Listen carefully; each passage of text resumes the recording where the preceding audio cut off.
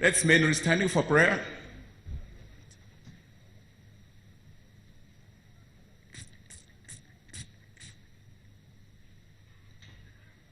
Our Father and our God, we are indeed grateful for such a privilege you have given us to come before you.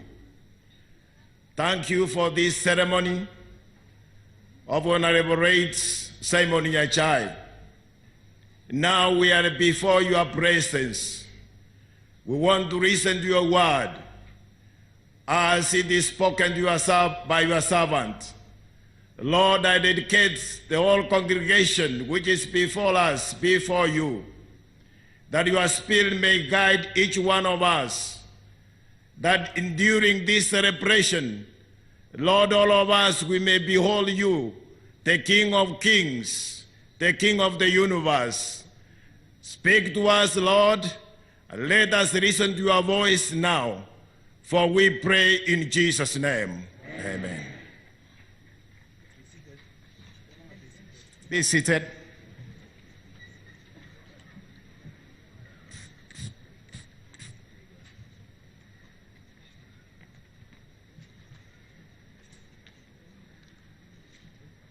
His Excellency, the President, Uhuru Muigai Kenyatta, and all protocols observed. Good morning, everybody. We want to invite you to church service this morning as we continue with this program to console the demise of our hero. This moment, we wish to begin the program, and officiating here, I'll not take time to introduce them, but we have Bishop Mairura is there with us, and many more pastors. We have Pastor Henry Nyamwenda, we have Pastor Tom Kennedy Miyenda, and Pastor Paul Kiage, the President of South Kenya Conference, who prayed. And from here, we want to invite the choir of Nyonsia to sing one song. Then from there, the program shall continue. And I will invite Pastor thereafter, Tom Kennedy Miyenda, to bring the officiating pastor. And that is after we have had the eulogy from Mike NYACHAE. Thank you so much. Let's wait as the choir sings.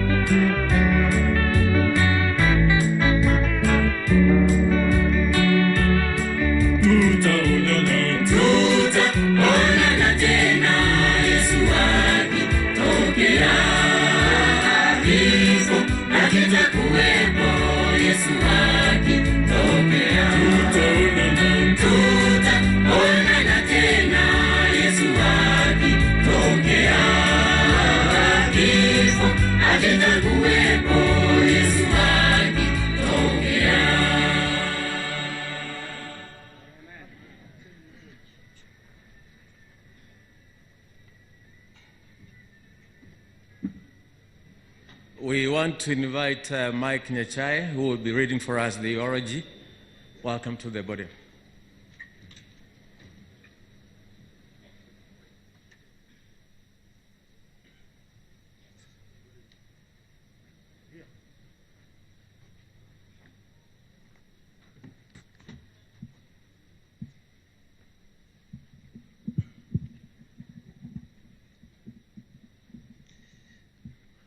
Good morning. Today we are gathered here to both celebrate and bid farewell to a great man of great stature, our loving dad, husband, and Sokoro to his grandchildren. He was Bwana PC, Mheshimiwa, Mzee to many Kenyans, and Omogaka Nyambuche to the Abagusi community. Today, we gather on these grounds where he participated in athletics as a young man. We stand below the Nyanchwa Hill, where he went for his early schooling. On these grounds, where his voice boomed as he called for the love and unity among the Abagusi community and Kenyans at large. His story is long. However, I shall share a synopsis of this story. SIMEON NYACHAE was born in the month of February 1932 at Nyozia village in the then Nyaribari location, which at that time was both Nyaribari Masaba and Nyaribari Chache constituencies combined. He was born to the late Senior Chief Musa Nyandusi Ayako and the late Mama Paulina Nyandusi. He started school at Nyaguta sector in 1940, alongside his two elder brothers, Solomon Misiani and James Oiruria. The school was about 10 kilometers from Nyosia, and to help the three of them walk back and forth to school, their father, Chief Nyandusi, got somebody to walk them across and especially assist them to cross the rivers. In 1942, the trio were moved to Nyanchwa Adventist School near Kisii town, and they stayed in the home of a relative, the late Chief Joram Getugi, near Nyanchwa School. From the said home, the three would easily go to school from Monday to Friday. Early Friday afternoon, they would walk the 12 kilometers from Nyanchwa back to Nyosia so before the Sabbath, so that they could be there for the weekend and the Sabbath, and on Sunday morning they would go back to Nyanchwa. Later he graduated to Kereri Intermediate School and eventually Kisii Government School, which today we know as Kisii High School. While in Kisii High School, he became a great sportsman. His triple jump record in Nyanza was not broken for 12 years. And he was also in the school's team for athletics, with a specialty in sprinting and also playing hockey. Upon completion of his studies from Kisii Government School, he applied to Kamagambo Adventist College to train as a teacher. While waiting to join college, Mzee taught on a pro bono basis at Kegati Primary School near his home. Later on, he was employed as a revenue clerk at Keumbu District Officer's Office. In 1957, he was jointly sponsored by his father and the African District Council to study public administration at Torquay College in the United Kingdom. After returning to Kenya in 1958, he briefly worked as an African Assistant Administrative Officer in Kuala in current Siaya County. But he quit after 3 months and joined the East African breweries as one of the first black managers. However, his father was not happy with that, and he did not want him to work outside government, and therefore arranged for some elders to compel him to return to government. He obeyed and returned to government.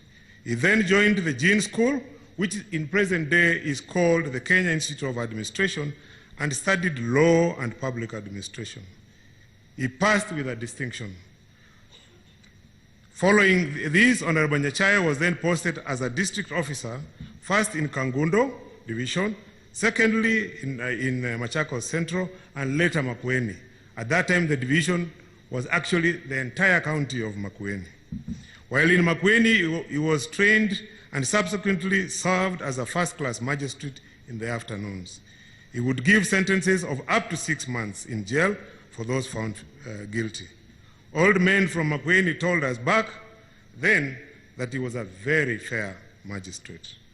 Once again, he was sent by the government to the United Kingdom for further studies. This time he went to Churchill College, a constituent college of the University of Cambridge. On returning to Kenya, he was posted to Thompson Falls, which is the current day Nyahururu, to be the first African District Commissioner of Nyandarua. This was just before Kenya became a republic. Cabinet Minister Tom Mboya, who was in charge of the Republic Day celebrations, selected him from 41 district commissioners to coordinate the entire arrangements of the Republic Day celebrations. He must have done an impressive job, considering immediately thereafter, the head of the public service called him and told him, Mzee Kenyatta, the president wants to see you.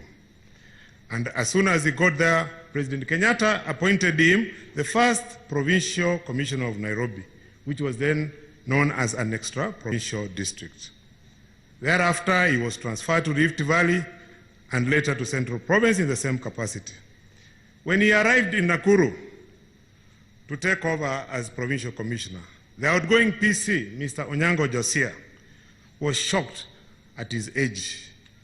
He was too young, he was only 32 years. He could not understand why the government would send a 32-year-old to be in charge of Kenya's largest province. However, he accepted and he handed over to him, and he began his job as a provincial commissioner. Honorable NYACHAE worked as the provincial commissioner in Central Province between 1971 and 78. And upon the passing away of our first president, Mzee Jomo Kenyatta, he was appointed a permanent secretary in charge of cabinet affairs by the late President Daniel Arap Moi. Some of his highlights in the civil service include the introduction of district focus for rural development. This was a government strategy that sought to involve the people at district level to participate in development based on their specific needs. Many people believe that it is the district focus for development, focus for rural development that evolved into the current devolution system. He also introduced the unique colored vehicle registration plates we see on government vehicles, which belong to government institutions and parastatals and the county governments. This helped to reduce the misuse of government vehicles that did not have GK plates. He eventually retired at the peak of the civil service as the Chief Secretary and head of the civil service. Honorable NYACHAE joined politics in 1992 and served as the Member of Parliament for YUSUF for 15 years. During this time as a Member of Parliament, he donated his entire salary to the constituency's bursary kitty. Through his donation of grade cows to his constituents, he started a program for many families to start keeping dairy cows. While he served the people of YUSUF, each year he would use part of his wheat sale proceeds to purchase medicine for the health centers in the constituency. Honorable NYACHAE also served as a minister in the ministries of agriculture, water, roads, energy, and finance. Dad was a shrewd businessman and a farmer. He started off by growing parathyrum and maize at his farm in Manaret Scheme, Sotik. He would personally plow using a tractor from 3 p.m. to 7, while his driver Mwangi, the tractor driver, did the morning shift. Later on, he farmed sugarcane at Songo, which is at the border of Kisumu and Nandi County. He also started farming in Mount Narok and parts of Narok County and became one of the largest wheat farmers in the country. His first business was a tea kiosk, which he co-owned with his cousin Magara Ondera in Nyantrago Market, Kisii, where he also started a posho mill. Around that time, he also started a bakery that would produce 16 loaves of bread for sale, which he did on his bicycle after work. After he left Keumbu at the Revenue office, he would go and pick the bread, put the bread on his bicycle and sell it. His passion for bakery business grew through the years into factories we see today. In association with business partners later, he started flour milling in Nakuru, Nairobi, Kisumu, Mombasa. He also initiated and did many other businesses like banking, insurance, sawmilling, and indeed, one time he had a matatu that was plying the Kisii town, Kibirigo route. He served as a chairman of the Wheat Board of Kenya, the National Cereals and Produce Board, and also sat on the board of the then Egerton College. Honorable NYACHAE's family was what kept him motivated. Despite all the government work and business ventures, he always had time for his family. He carefully reviewed and discussed each and every child's report, consulted with teachers, and instilled discipline in all his children. He never spared the road, nor did he spare his belt. He would remove it, and on any child who was getting off track.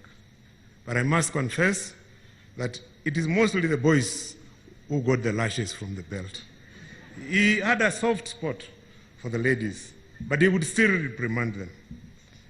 Those boys, and it was only boys, a few of them, whom he felt that the crime was a little bit more serious, he would then use his boxing prowess to deal with them.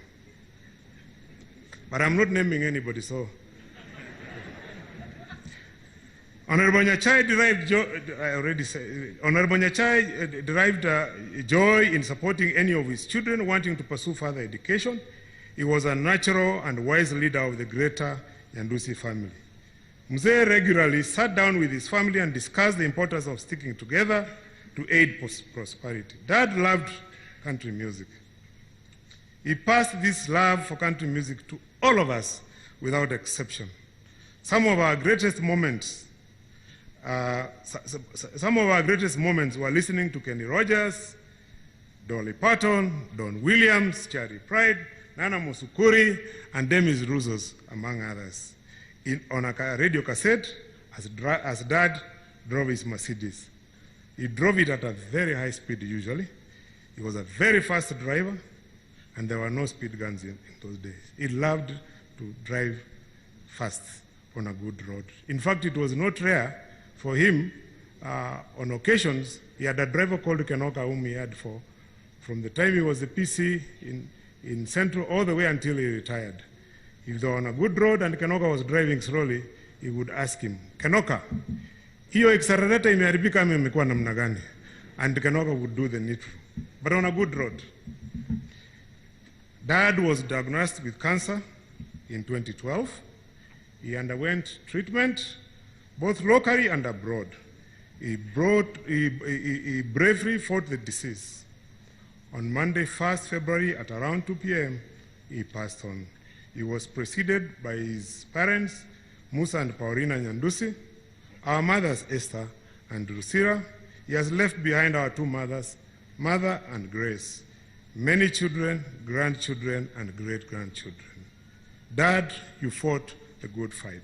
Fare thee well, Dad, till we meet again. Thank you.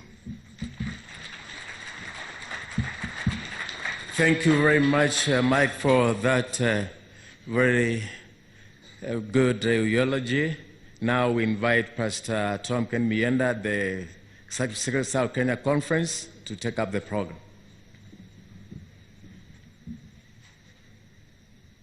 I also wish to appreciate the role that the late Honorable Simon NYACHAE did to the Church of the Seventh-day Adventist Church in South Kenya Conference and in Gusii and across the country also.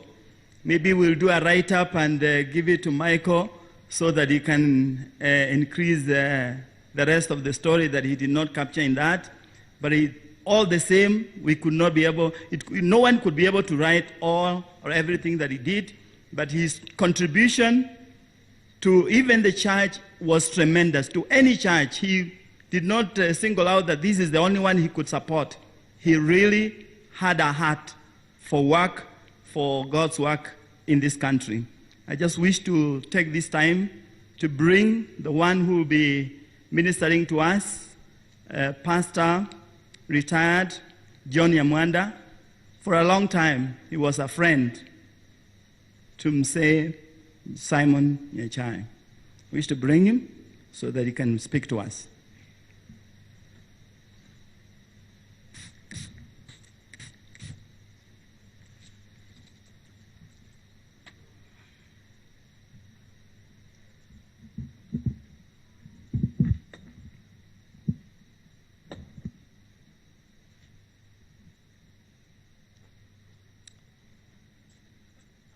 Your Excellency, the President of the Republic of Kenya, here present, and all other protocols observed, we wish to welcome you to our final send-off of what Pastor Mienda has already said, a good friend of mine.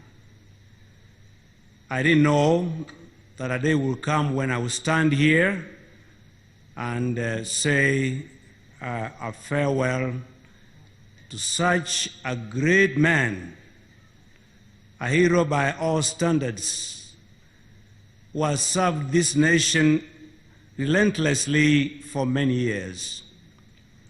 The family of late Honorable SIMEON NYACHAE, we wish to send our heartfelt feelings from down deep in our hearts that this, which looks like a loss, could also be a great moment to reevaluate your lives as you move forward. The mothers, sons and daughters, grandchildren, so many people that he has left behind who are very useful to our community. Our program will be running as quickly as we can. After I deliver my sermon, Pastor Lucas will be able to bring us a prayer. Pastor Lucas Jaokov, Nairobi Chapel, where one of our mothers goes to. And then here in our land, we have Bishop Mairura to do the benediction, to bless the people, the family and the people before we leave. And so we will try to be brief because we understand what's before us. I would have therefore taken a lot of time to read to you the scriptures. But in the interest of the time we have, you can record in your mind that one of the passages I would have loved to read is Isaiah chapter 40. Isaiah chapter 40 simply says, our days are so few, and all of us can appreciate the Bible for its truthfulness, that the days we spend on this planet are very few. And they become any fewer when you don't live the whole of your life because of other underlying conditions. But then I'll read to you the New Testament, the first letter of Paul to the church in Corinth, chapter 15. And having been a teacher for some time in the past, I will lovely assign you to read for me 1 Corinthians 15, and you do you well to read the whole chapter, but as a minister we always read just a few lines to bring the life we have at hand home. The first letter of Paul to the dear Christians in Corinth, chapter 15, verse 1 to 8. Moreover, brethren, I declare to you the gospel which I preached to you, which also ye have received, and wherein you stand, by which also ye are saved, if you keep on in memory what I preached to you, unless you believed in vain. For I delivered unto you first of all, which I also received, how that Christ died for our sins according to the Scriptures, and that he was buried, and that he rose again the third day according to the Scriptures, and that he was seen of Cephas, then of the 12. After that, he was seen of about 500 people at once, of whom great part of remain to that time, but some are fallen asleep. After that, he was seen by James, then all the apostles. And last of all, he was seen of me also, as of one born out of due time. For I am the least of the apostles, but I am not meet to be called one of them, because I persecuted the church. May God add his blessing to the reading of the word. Many of us have spoken and have listened very carefully what you are saying about my good friend, late Honorable SIMEON NYACHAE. And I concur with the tributes you have given to this great son of Kenya, an icon of our people in Gusii, a leader in his own right, a man with a brain that goes beyond what you could think, a man who could move strong and straight whatever the circumstances. He was also brave. But there's one attribute that I would like to add. I haven't heard many of you say it. You said he was generous, and I accept that, because he did so much for humanity. Many people sitting here, and some in the diaspora, enjoyed his generosity They went all the way to school because of his generous heart. And I remember in this stadium in 1985, when a pastor by the name of Stafford proclaimed the gospel in this city. And he was a tall man, 6 feet tall, weighing 240 pounds. And I was his translator, and you can see my stature when we are standing together.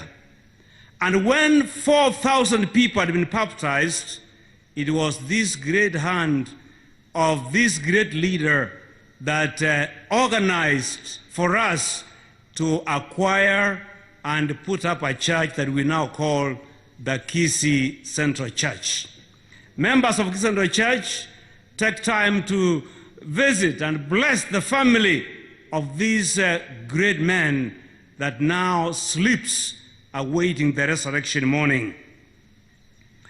One attribute that I would like you to know why I concurred with him and why we became so close and so friendly is that he was an honest man.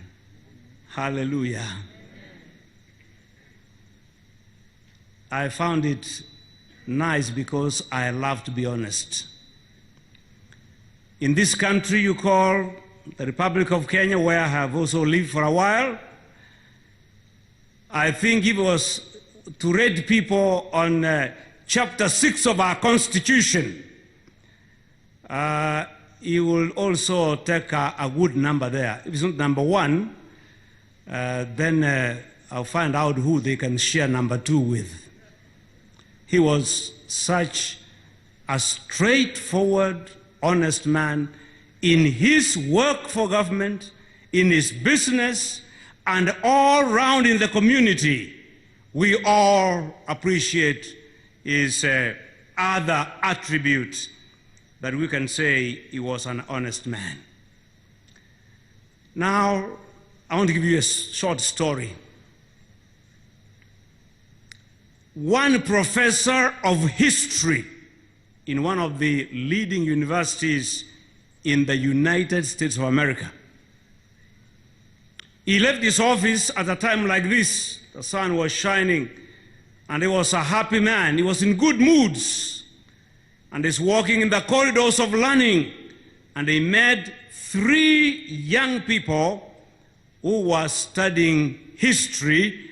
Therefore, he was their professor.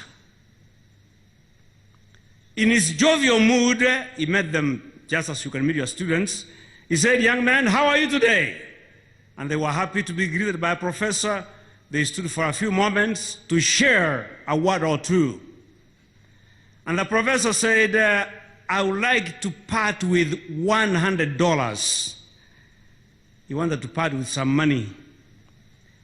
And I'm giving it to you on condition that you answer the question that I will pass to you." And then people said, "Okay, we are ready. You can bring your question." And they did. The professor asked them, "Who is the greatest man in history?"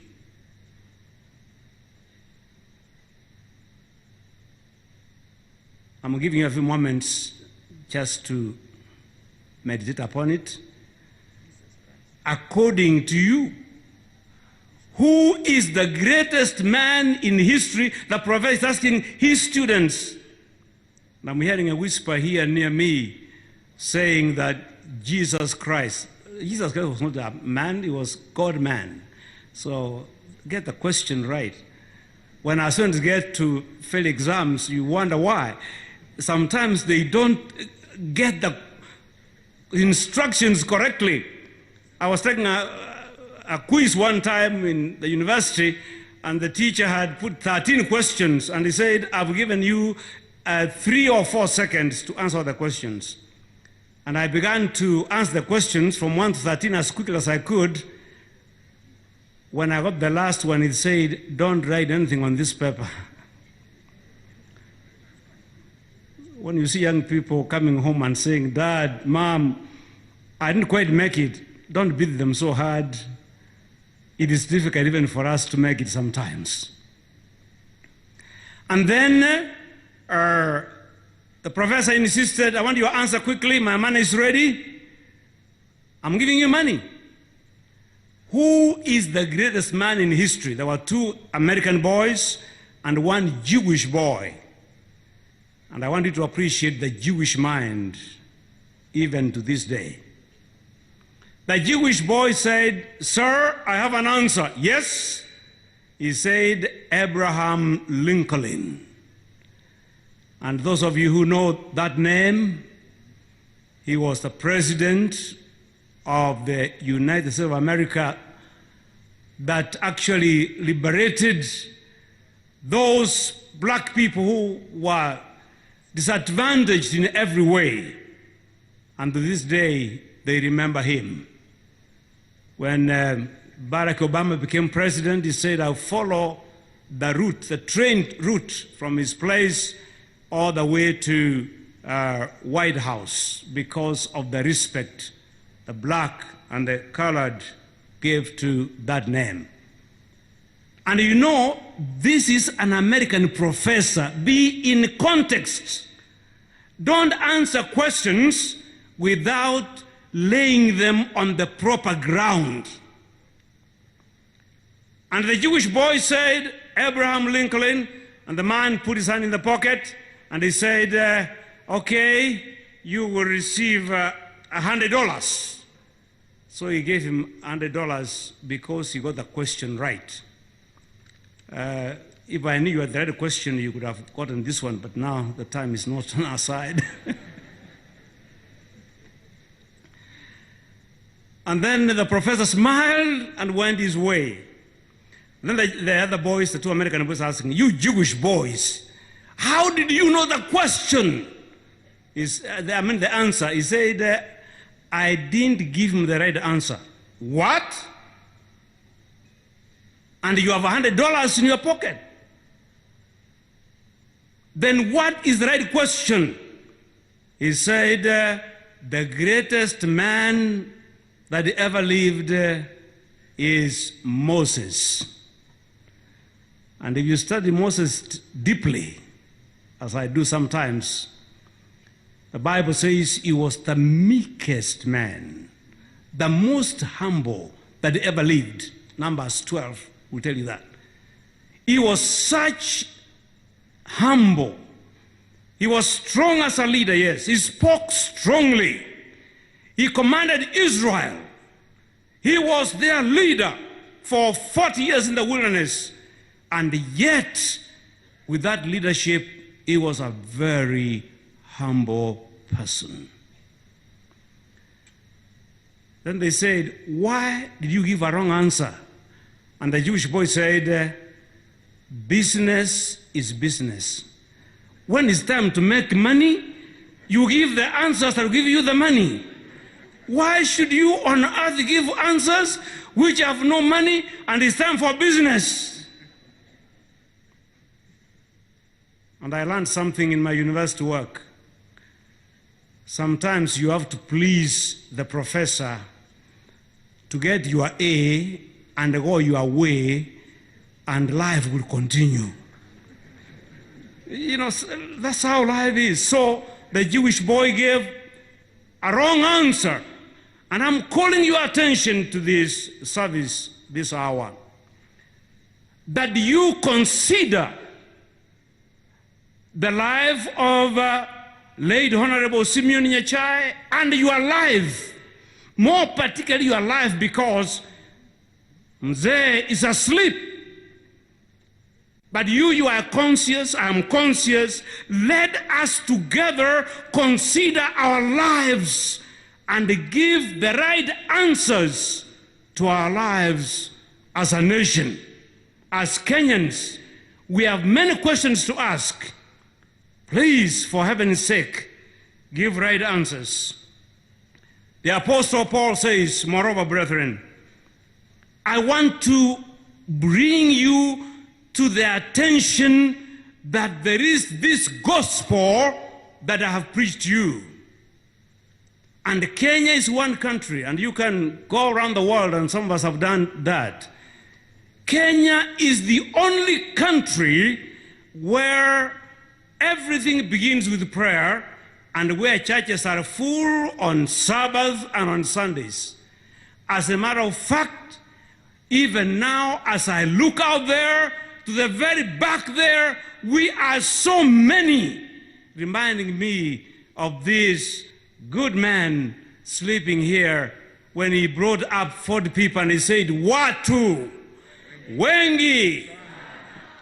You know, this is what he was, you know, I wish you would be here to see this big crowd. And it's because it's controlled because of COVID. If there was no control, I think this place would be overflowing. This was the man. Consider your life. Paul says, consider the gospel. And the word gospel simply means good news. The Greek word for that is evangelion. And those of us who proclaim this message are evangelists. Evangelion is the word, the good news. And then evangelist is the person who is carrying the good news. And I love to carry the good news. And then he says, I received this from the Lord, that Jesus Christ lived in this world. Consider this, people. When you're just family, consider this as well. Jesus lived on this planet. The gospel has got to do with his life on this earth. And at the same time, the gospel has to do with he was buried. And then the gospel has to do, he was resurrected on the third day according to the scriptures. And he resurrected, and the human beings, beginning with Cephas, is Peter, the other name for Peter, Cephas is Greek also. And then James, the brother of our Lord, who was actually the president of the church in Jerusalem at that time. And then he appeared to other 500 people.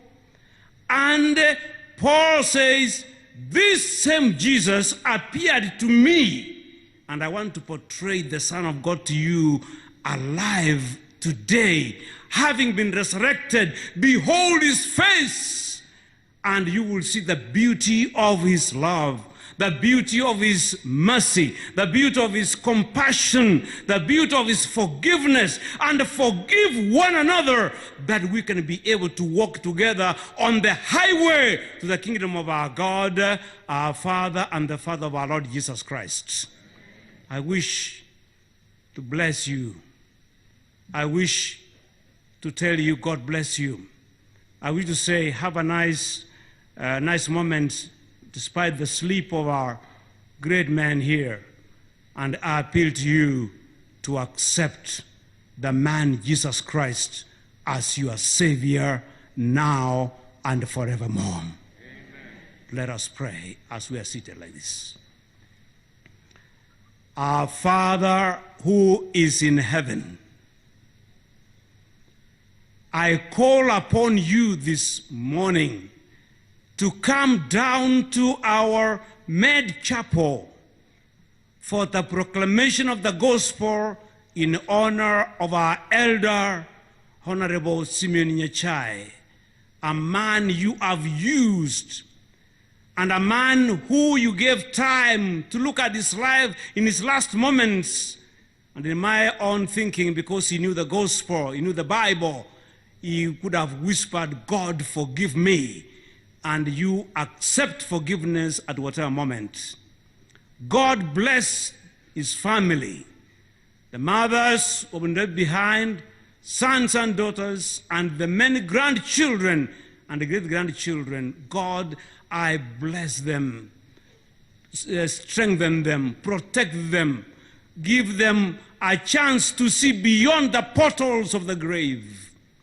Lord God, bless our country, bless our president and his cabinet and those who assist him closely, that this land of Kenya may remain a strong Christian country that will attract many to Jesus Christ.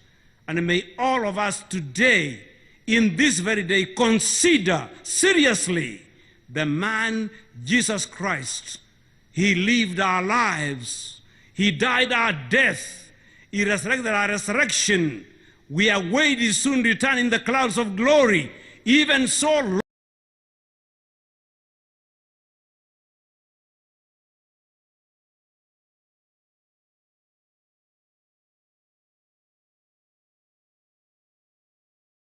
understanding, but shower us with your blessing, I pray, in Jesus' name. Amen. I call upon Pastor Lucas to say a prayer, and thereafter Pastor Mairura to say a prayer too, before we hand over the program to the Master of Ceremonies. Pastor, where are you?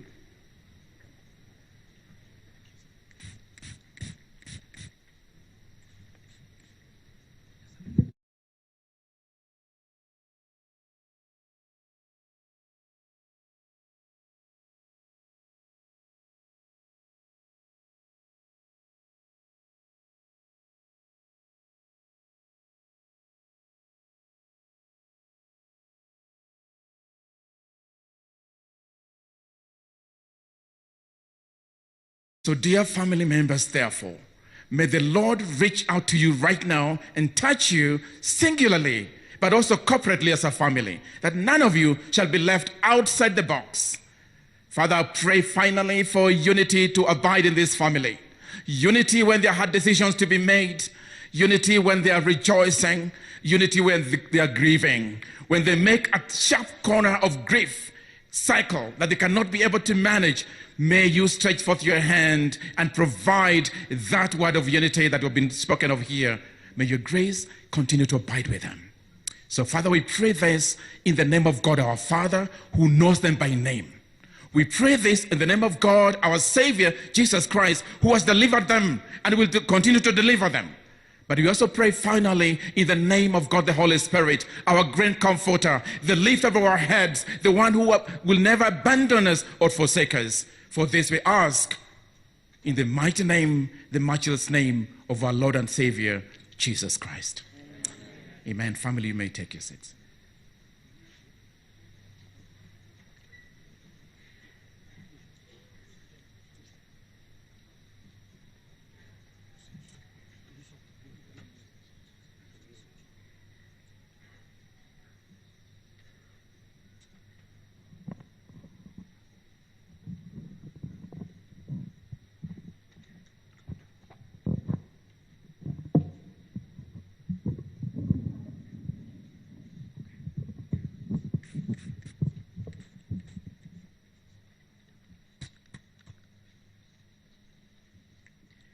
You see, we have a problem because this world is measured out by tall men.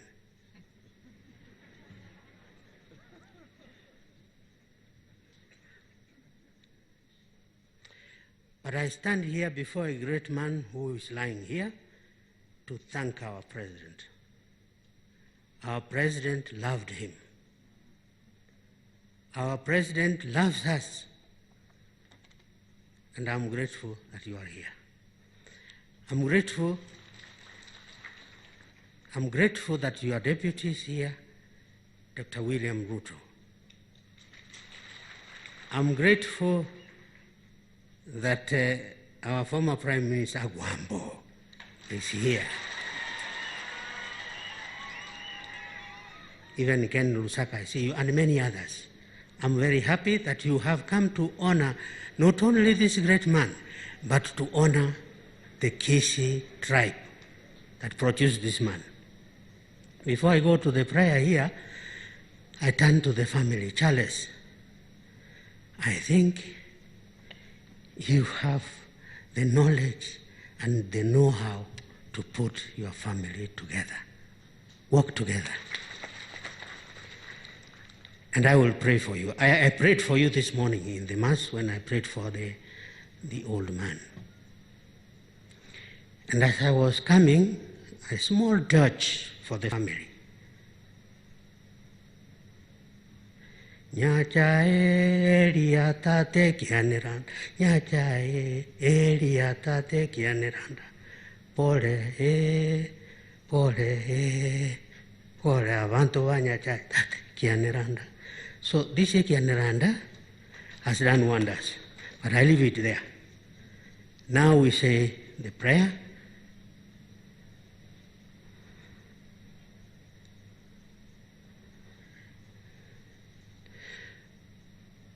Mungu Baba Mwenyezi, kwa upendo wako usio na kina marefu wala mapana, uliumba Simeon NYACHAE kwa njia ya kipekee, yaani sura na mfano wako, wewe uliye mkuu daima dawamu.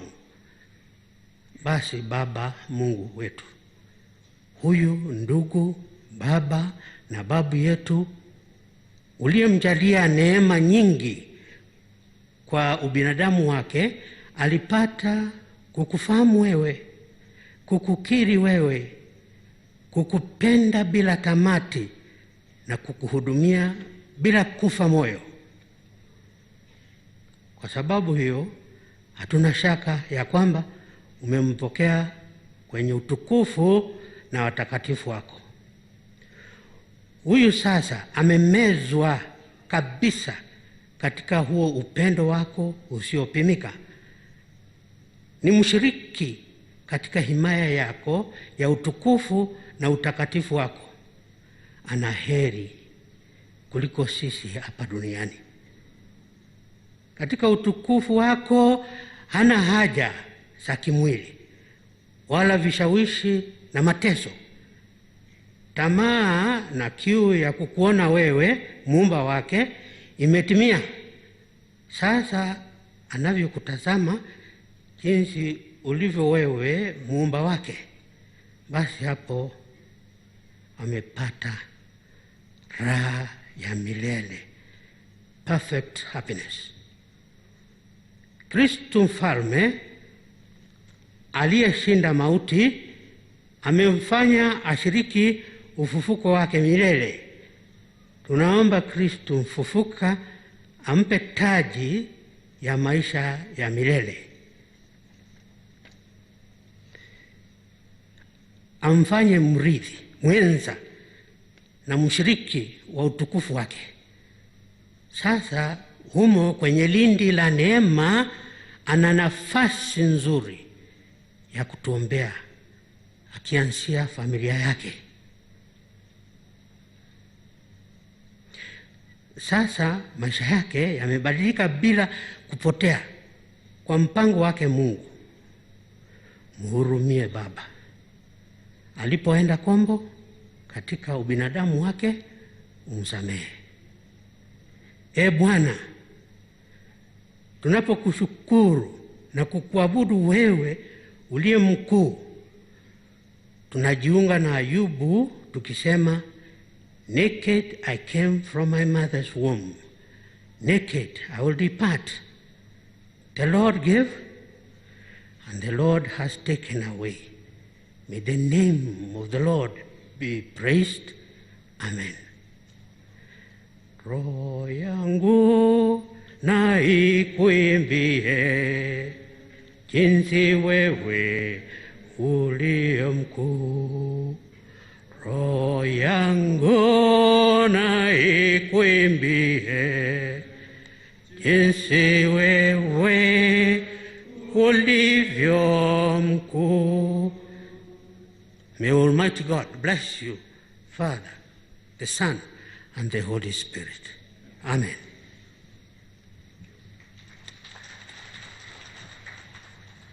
Now we wish to hand over the podium to Mike Gitone from the President's Office, who will be the Master of Ceremony.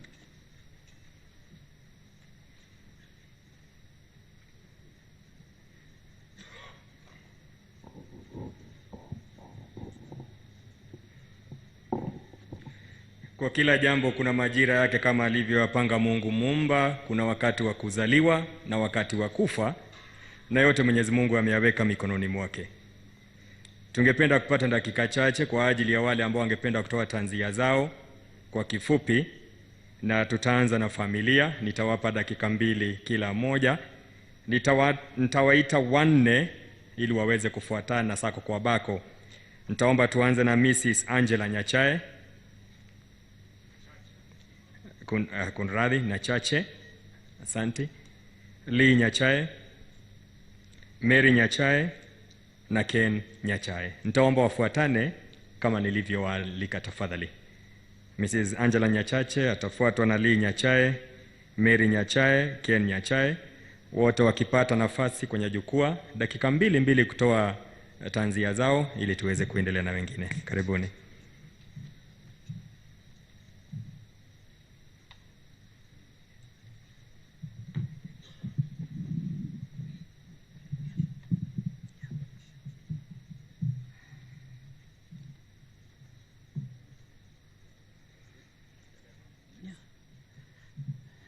Good afternoon.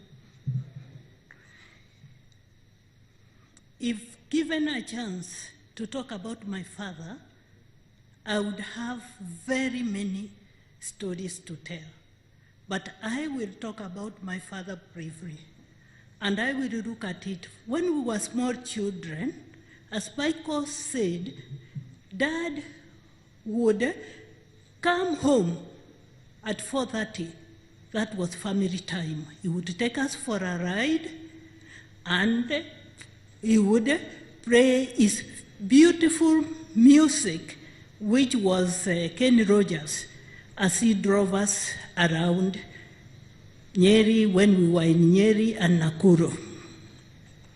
And Dad was always there at supper time, which is a rare thing these days. Dad never missed supper with us. Dad loved our moms equally, because as far as I can remember, he took care of all of them equally. And that is very special to children. When a child does not see love towards their mother, they may have a problem with their father. But our father loved our mothers equally. Dad cared about the way we lived. That is, he was our advisor. If there was any problem in the family, he would call all of us and we would participate and he would listen to our opinion. That was our dad. Dad was also spiritual. One thing people didn't know, because every child may remember something special about a parent. And for me, I remember my father, that every time we went to visit him, he would not leave that house without a prayer. Christmas time, we would come to Kisii. I liked coming to Kisii on the Christmas Eve, and I would sit with my dad. And the discussion we would have with my dad was always biblical. My father knew the Bible inside out. Because most of the time, I was not, some questions he would ask me, who thought I knew my Bible, he seemed to know more. Dad loved one special song. He read me. And also, Amazing Grace. These are the songs which will ring in my mind until that resurrection morning, when the trumpet will sound and Dad will wake up from the grave and he will meet Jesus in the air, and even ourselves, we will meet him, and I believe our family will rejoice with him. Finally, I want to emphasize how much Dad loved his girls. He never treated us differently. In fact, you will get some of our sisters-in-law saying, when they went to see Dad, he would say, "Where are my girls? Those girls, please stand up." The girls Dad loved. Thank you.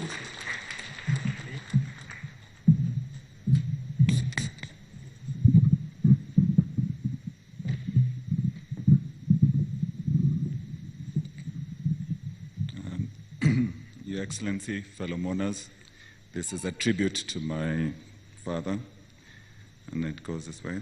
I can shed tears that Dad is gone, or I can try a smile because he truly lived. Through the music that he passionately loved and that has been mentioned by my brother and my sister, he would always have those words in our thoughts. As I remember the passion as he did his country or drives up country, his love for speed, his love for beautiful cars. I think, Your Excellency, you've admired one or two in your time. He always made it a joy, and he always gave us that full opportunity. When I think back of the words of Kenny Rogers, the song The Gambler, a song that Dad loved, yet he was not one, or he was not a gambler. I think Farike maybe will assist me with this. There's a stanza.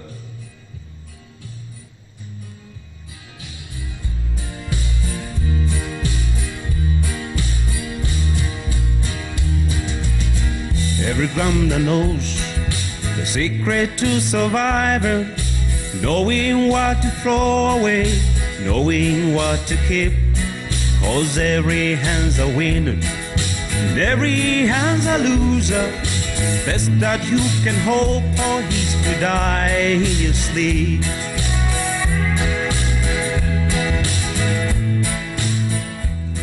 Dad had amazing financial discipline and never gambled with anything, but that song was one of his favorite songs. His other love was Maunarok, that we've all been told about. And this was one area that he cherished a lot. And I think a lot of my brothers who remember whenever we had a bad harvest, we would be challenged as to what we were doing for the next season to give support. Our father believed in prayer and would not have a meal, travel abroad, or even go to bed without a prayer with whoever was around. And he made that a virtue for all of us and said that that is how he had been blessed. And if we wanted to be blessed in a similar way, he encouraged us to do the same. To visit with his mom in Sotik was always a joy, and watching him there, even though he was this tough, harsh man, around his mother was always an amazing sight. The last part, and maybe something you've seen in the eulogy, is the way he dressed. Sharp, clean-shaven. If you find a picture where he is not clean-shaven, then I'll be very surprised. That's who my father was. I'd like to finish off by the last time I had a conversation about a trip I'd done in December, and I was talking about climbing Mount Kilimanjaro. And I saw his eyes light up as he was reminiscing when he did it in the 60s. Obviously, under very harsh conditions in his time, no luxury cabins, nowhere to sit, but all the same, enjoying that moment. I want to leave you with the words of Don Williams and just talk about my best friend, Sheltered Winds, and for a wonderful person. Thank you very much.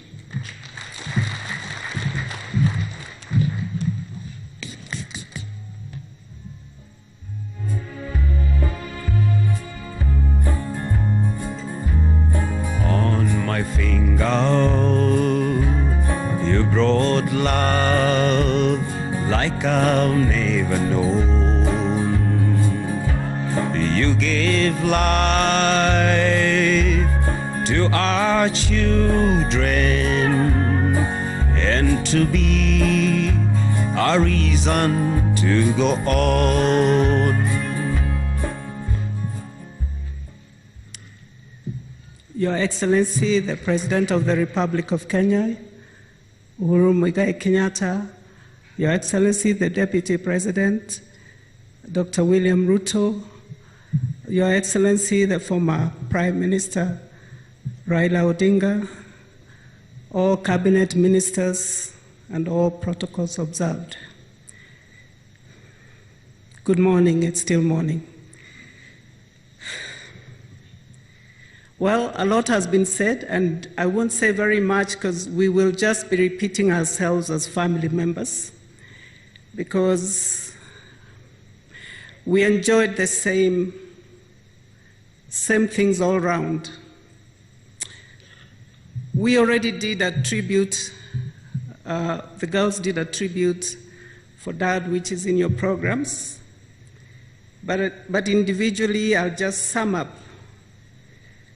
what my dad left with me. Dad, our dad, was a very special man in more ways than can ever be described. He instilled discipline in us, and he didn't favor anyone when you misbehaved, whether you were a boy or a girl. And I would like to remind Mike that some of us girls got equal discipline as the boys. And his love for music. I am proud to say that I was always the one he asked to go and purchase the music, especially Christmas time. We would he would give me a driver from Nyeri, and I would go to a shop that was on Moi Avenue, Assonance. Some of you from that, our contemporaries, might remember that. So I would go and make a selection. So we shared love for music, which then even our children today have come to love the same music.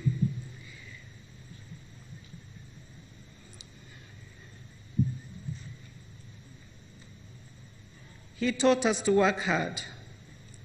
He taught us to be well-groomed all the time. And if you are not groomed, especially if you are going out, even if it was for a drive to Mount Kenya Safari Club during our days in Nyeri, you would go back to the house and dress up properly, then he would take us for tea. He taught us to work hard. He taught us to be honest. He taught us that whatever you do it as if it was your own work. Even if you are employed as a clerk or whatever job you took, do it like it was your own. And that saddens me today that sometimes I found myself in positions where you're working with people, but they just are so casual because they say, "Yo sio kazi yangu." And I remind them that you are here to do what you have to do and move on. It doesn't have to be your work.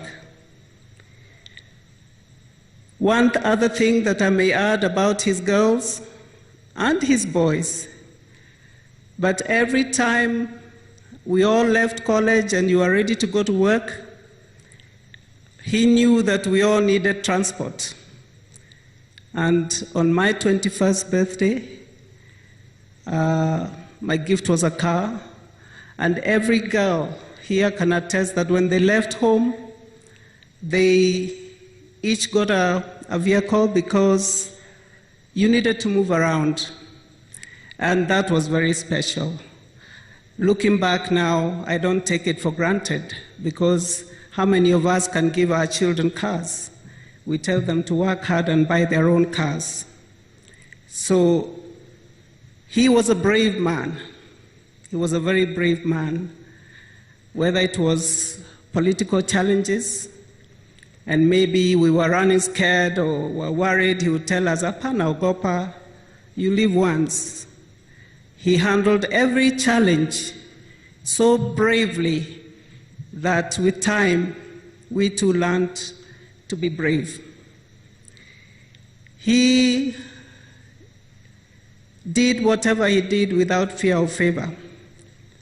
In our home, he didn't favor anyone. And like my sister Angela has said, I couldn't do that. So times have changed, and maybe as time goes by, we will learn from our fathers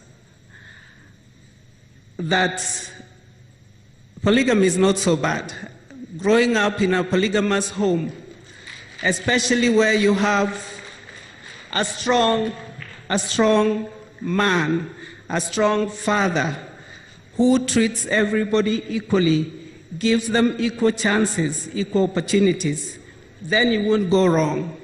So, because I learned that from my father, not that I would want that for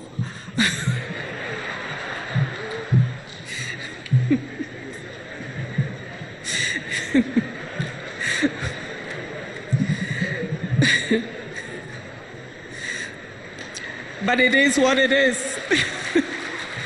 So one of the bravest moments was when he was very sick, and I would go to see him, even in his last days in hospital, and I wanted to break down. I was weak, and he would say, God loves us, and God knows what the end result will be. So I would get encouraged. So Dad, rest in peace, eternal peace, and we'll miss you forever. Thank you.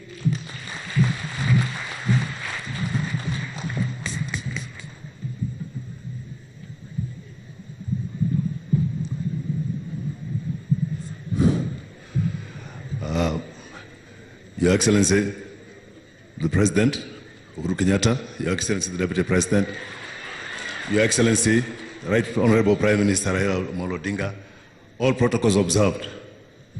For those of you who don't know me, my name is Ken, or Kenneth, as in Peter Kenneth, not Kennedy.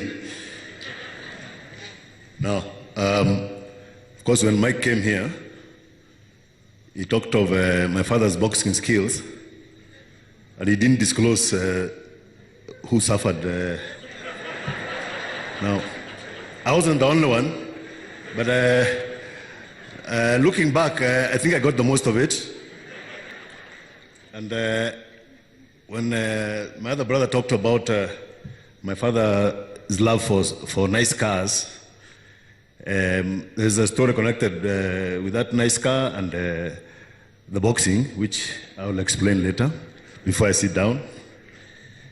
The truth of the matter is, out there, Dad was known as a very strict and firm individual, and he was, yes, even at home. But you see, those of you who are out there never see him in a family environment. And even those of us who are on the wrong end of the boxing skills, when you are behaving, things were very smooth. He was a very good dad.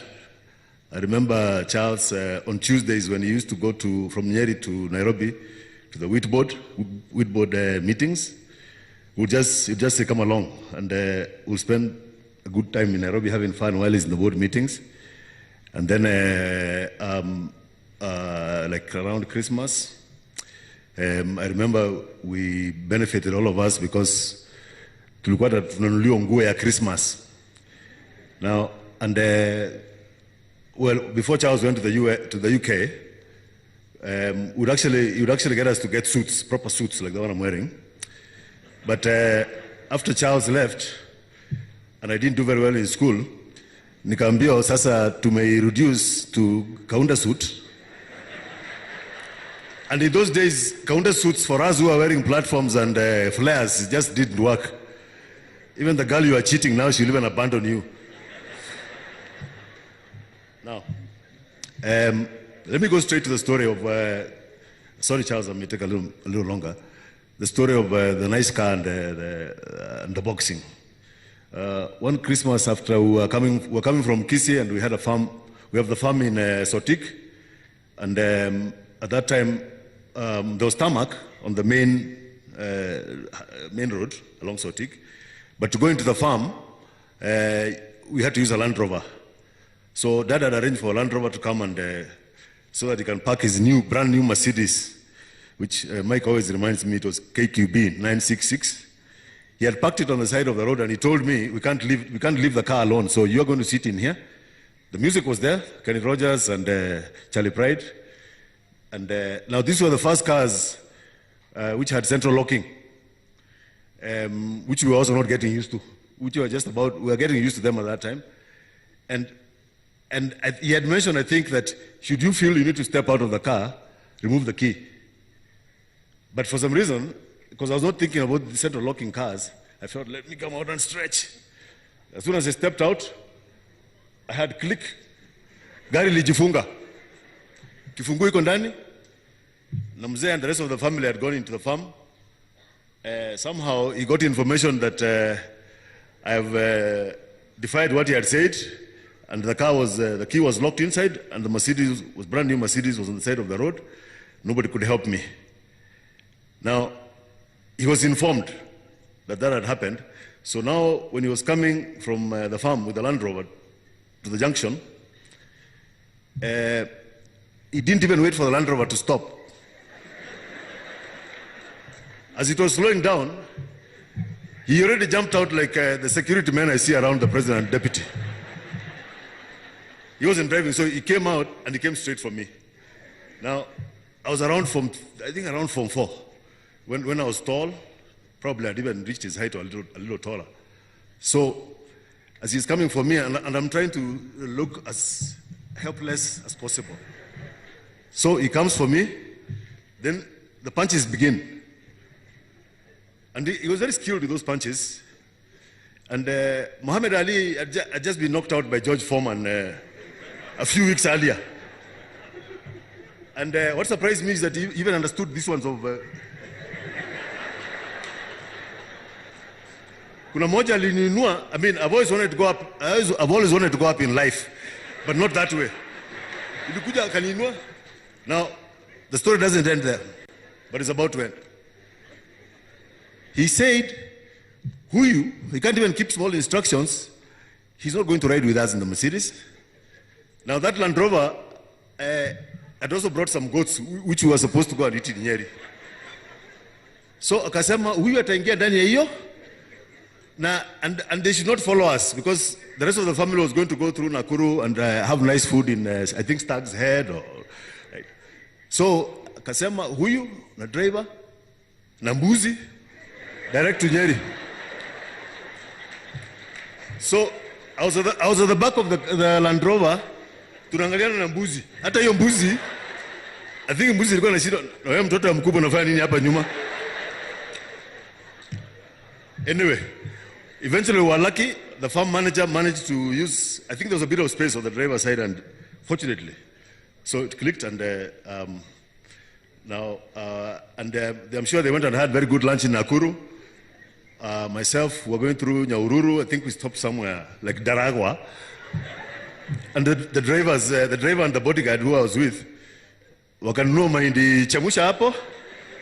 Wakaniambia mtoto mkubwa sikule hata wewe hii. So I was chewing it in the back of the Land Rover, and the goat was wondering, wewe unakula peke yako na tuko pamoja hapa. Anyway, before I sit down, and Charles, you're going to have to give me a minute. And I didn't ask if I can read. This is from Honorable Beth Mogo, because you might have said no, and I have no one to appeal to, because the only appeal, amelala hapo. Ukikataa hakuna mtu nitaendea. Wacha tu nisome haraka haraka. This is from Honorable Beth Mogo, who is very close to the family, and the grandmother of my two older daughters. If you can allow me to read it very quickly. The friendship between Honorable NYACHAE's family and ours dates back very many years. We got to know him when he was a PC, and I called him PC always, even as he rose through to higher rank. Because he left an indelible mark as a PC due to his charismatic leadership. With time, we ended up being in-laws, and he respectably called us Korera. That is in-laws in Kisii. We have since remained friends throughout, and we share grandchildren together. That is Mwango, my first daughter, and Wamboi, my second daughter. From that vantage point, we came to understand Mzee NYACHAE very well. Country with an equal perfection, never tiring to actualize his leadership abilities until his retirement. He has therefore left a rich legacy of commitment and dedication in leadership, as well as excellence in public service. This legacy is worth emulating by the younger generation in order to enrich governance and the quality of leadership of our country going forward.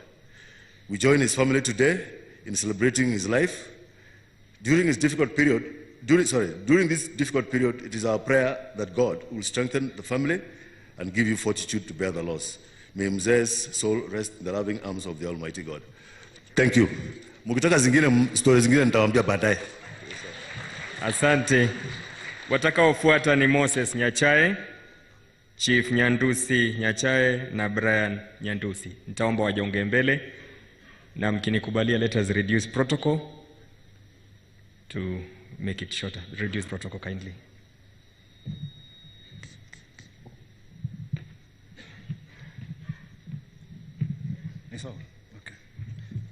All protocols observed. Thank you very much for giving me the opportunity to just give a very short tribute. It's impossible to follow my brother Ken with all his stories, so I'm going to try and keep it brief. As everybody has said, both in Nairobi and the various tributes that we've received, and I'm sure will be forthcoming as other speakers give their tributes. Dad was a hard-working man, and the hardest working man I've ever known.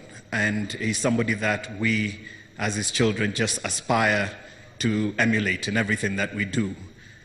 As much as we emulate his work ethic and his principles, we also try and emulate his sense of family and family responsibility. And there's just a couple of examples that I can give, which in my mind, sort of in my experience, just sort of captures that. And it's not stuff that you necessarily appreciated when you were young, but you appreciate in older age. And when I look back at in the early 80s, when you know, my brother who follows me, Eric, was starting primary school in Nairobi, when Dad had just been moved from Central to be a PS in the office of the president, we had a routine in the morning. We'd wake up and have to be out of the house with Dad by 6:40. Mike mentioned earlier, Kenoka was stationed at the office of the president. Kenoka now would take us to St. Mary's, which was our primary school. Do that every day. In the evening, come home, and he was a fitness fanatic, so he would always want to do his exercises, and at some point he took up squash and used to take us to play with one of his family friends. When we moved to Loresho in the mid-80s, alijenga ka squash court, and his routine in the evenings would be, as soon as he comes in, atakuuliza, Mozo, umemaliza homework? I say, yes. Sasa badilisha nguo, twende tucheze. He'd always want to have that experience of just spending time with family in whatever way we can. And it was actually great for both of us because we were quite competitive. And it's a very weird feeling sometimes when ulikuwa nacheza na your dad, and he's the one who got me into the game, and eventually I was able to outperform him. And it was a very mixed feeling of pride and guilt that I remember going through. But those are memories that I cherish. Why am I saying all this? Because the hard-working element was he would go out, work throughout the whole day, come back in the evening, spend time with his family in whatever little routine he'd get into. And as Angela said, dinner time, family all the time, all day long. Whether he's having a meeting with some business colleagues or some politicians or people in government, walikuwa nakuja nyumbani. He was never out and about, or ameenda kule mkutano Serena or what have you. Everyone was at home because dinner time was dinner time. Na kama wageni wanataka kukaa for dinner, that's fine. But he was at home for dinner with his family. And these are things which you might not necessarily appreciate the importance of, as you're growing up, but it's as you reflect on his life and how you want to conduct your life going forward, those are the things that are my dearest memories. Not so dear are when things didn't go right, and as Mike mentioned, there were a few of us special ones who the blows were reserved for. And as Ken said, he was not the only one. I can confess I was the other one. And I too can attest to the swiftness of feet and nimbleness and just cunning in terms of positioning you into a place of where you just have to submit.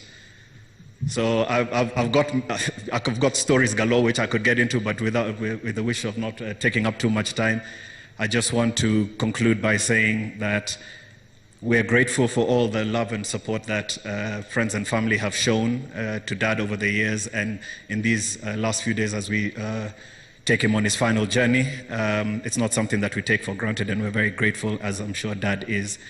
I just want to say to Dad, who I'm sure is watching over all of us,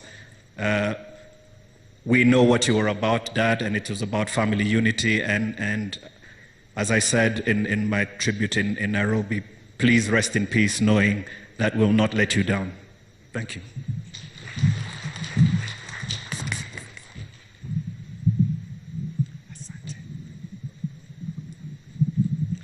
Your Excellency, Mr. President, I'm not used to using this. I usually hold it, but please bear with me.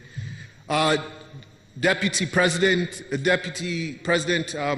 Dr. William Samoei Ruto, former Prime Minister Raila Amolo Odinga, all cabinet secretaries, leaders in the government, as well as the leaders who are not in the government but lead this wonderful nation. And most of all, the Kenyan citizens who are all here, including those who are watching on TV. We want to thank you sincerely for being here. This morning, I want to represent the grandchildren of Mzee Simeon NYACHAE, also known to us as Sokoro, which is the Abagusi name for grandfather. Can the grandchildren please stand up, just so that you can be recognized and appreciated this morning?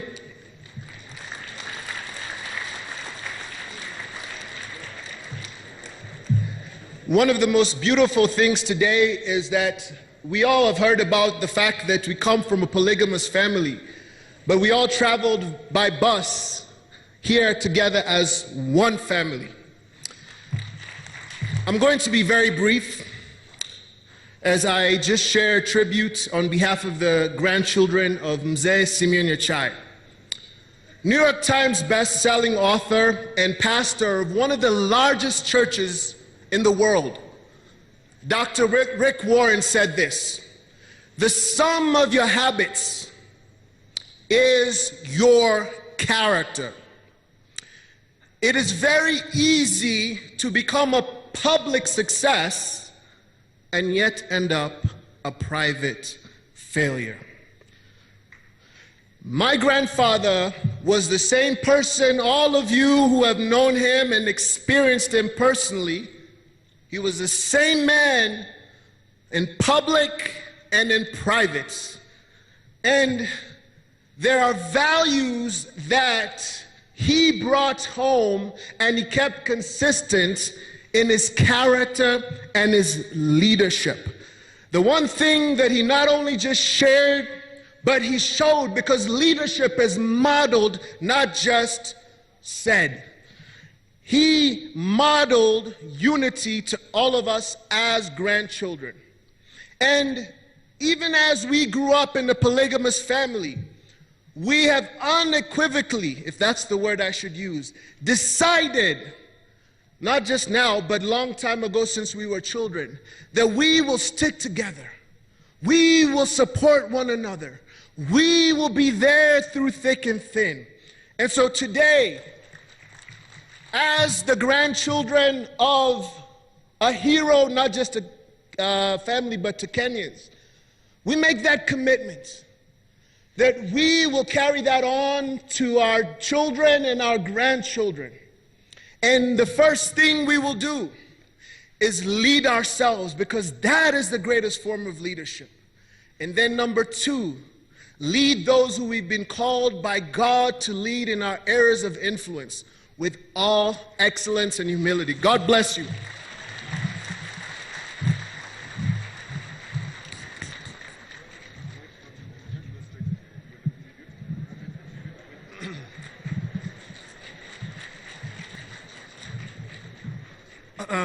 Good afternoon, everyone. my tribute is based on my experiences from seeing my uncles, aunties, and also interacting with my cousins. We see visionaries as heroes. They have the ability to see into the future and predict with uncanny accuracy what lies there, regardless of the outcome they know. What they know, working hard, consistency, passion, like-minded individuals, a realistic mind, and an idealistic heart would help you achieve anything you set your mind to. Sokoro lived his life with an unapologetic persona that amplified the truth he spoke, the integrity he breathed, and the ferocity to take life at its own game by conquering it.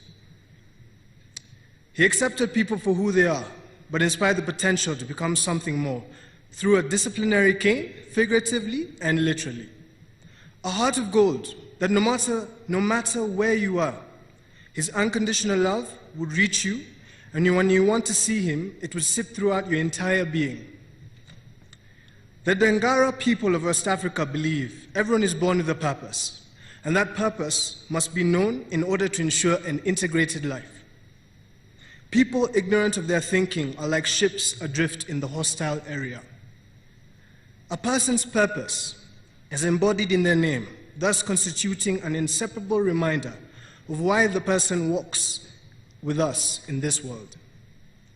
Honorable SIMEON NYACHAE lived up to his name and set a precedent that a legacy is not only attainable, but living an exemplary life filled with love, laughter, music, family, and spiritual nourishment is a gem to your crown. The greatest storyteller I knew in the written and vocal sense. Thank you. Asante sana. Kwa niaba ya marafiki nitauliza mzee James Mathenge ajiongee mbele kwa dakika moja. Kisha kwa niaba ya kamati ya wazee, the chairman of the Council of Elders, mzee Matundura, vile vile aje mbele tafadhali. Mzee James Mathenge dakika 2 kwa kifupi tu, kisha mwenyekiti wa kamati ya wazee mzee Matundura. Karibu sana.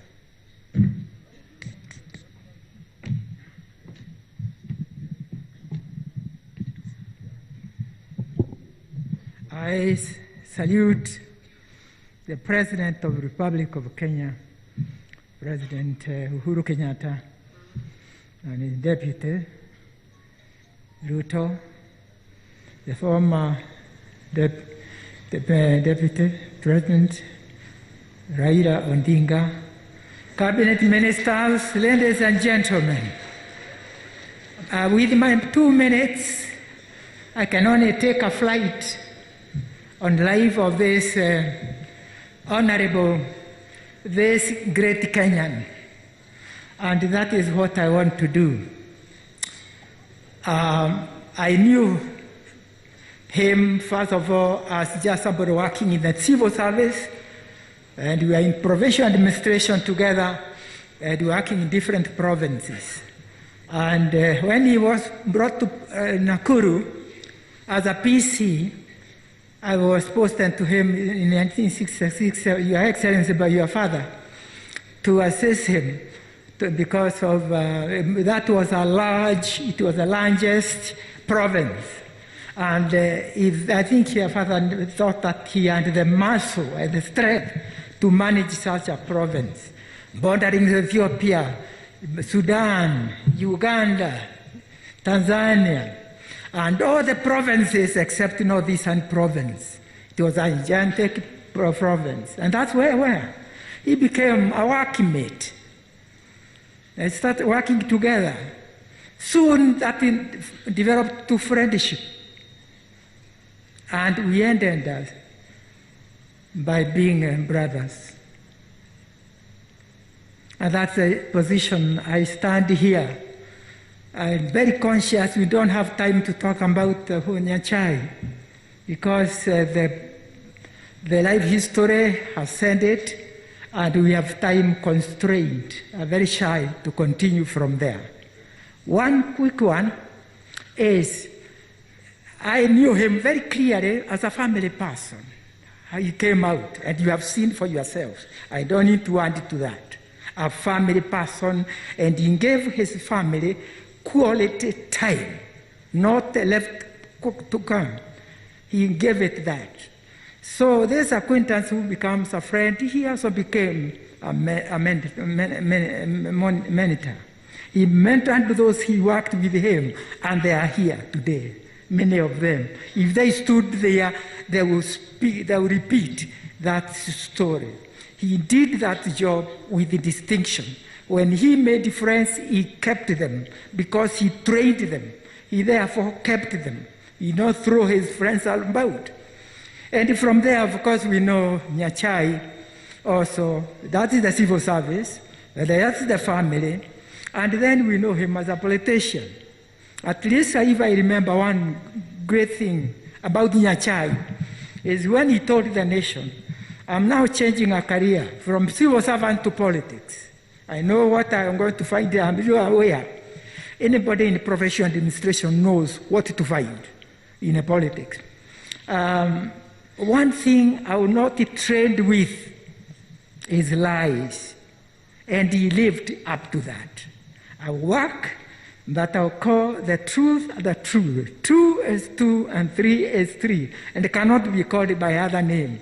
And he also lived up to that. So as we mourn NYACHAE, as we mourn him, and that's what we come here to do, as we celebrate the life, that's why we are saying some of the good things he did. I think we should do that with confidence that we lost a good Kenyan, a good husband, a good father, a good grandfather. May God rest him in eternal peace, and may God also keep the family. Charles, you have been commissioned by the church. On first and today, we had you being commissioned that you must face the shoes of Simon NYACHAE in leadership of the family. Thank you very much.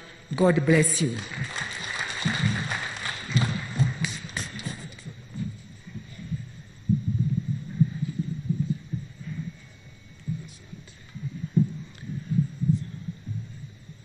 Your Excellency, the President of the Republic of Kenya, na wote muliomo hapa.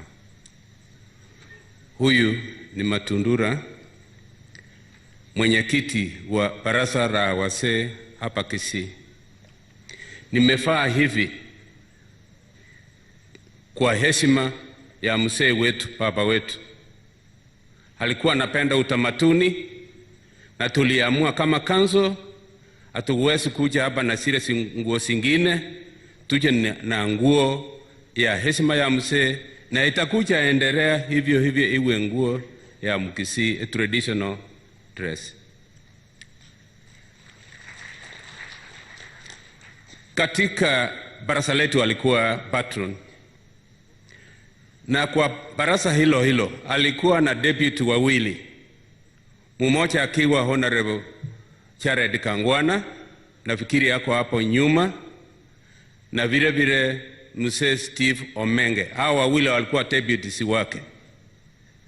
Na vile tumekuja hapa leo, tumekuja na baraza la watu wengi ambalo the request walifanya wasimame huko, wafanye hivi kwa mzee baba wetu. Musimame hapo popote mulipo, baraza nzima musimame vizuri. Asante for waving our baba wetu. Kabla niseme la mwisho, kuna mabarasa 17 katika Kenya mzima walituma rambirambi sao kupitia kwangu. Sitataja majina, lakini nationally tuko na National Elders Council ambaye naongozwa na Faris Rutere wakisaidiana na Captain Kungu Muigai. Waliniambia nilete rambirambi sao kwa familia. Kwa hivyo country mzima inahusika na mambo haya kupitia mabarasa yetu. Ya mwisho, papa wetu huyu ametuwachia a lot of message. kitu moja alituachia, Wakisii muungane, muwe kitu kimoja. Hiyo alisema, akarudia, tuwe pamoja. Na tukiwa pamoja, tuheshimiane na tuheshimu majirani wetu. Hii ilikuwa inatoka mdomo wake. Na ikiwa alikuwa na dictionary, kuwaambia ukweli, dictionary yake haikukuwa na neno corruption. Nafikiri hiyo hata hakujua maana yake. Corruption, hiyo ni kitu alikuwa anakemea kabisa, hakutaka hata kujua maana yake ni nini. Na hiyo tuko naye. Kwa hivyo kumalizia, tunataka jamii yetu Mungu aisimamie, Mungu ailinde, Mungu awasaidie kwa kila njia ile inawezekana. Na parasa letu wachukue yale yote mzee alituambia, tuyatumie, tuyaangalie kwa makini, tuendelee naye, itasaidia jamii ya Wakisii kabisa. Nitawachia hapo kwa sababu naona muda ni mfupi, lakini natoa shukrani kwa national government vile ilionelea parasa letu liwe na nafasi ndogo ya kusema hata neno moja mbili kwa mzee. Kwa hivyo tunashukuru kabisa kabisa kabisa kabisa. Asante. Nafasi hii nitamwalika mama yetu, Mama Grace Nyachai, ili naye kwa dakika chache atoe ujumbe wake. Karibu mama.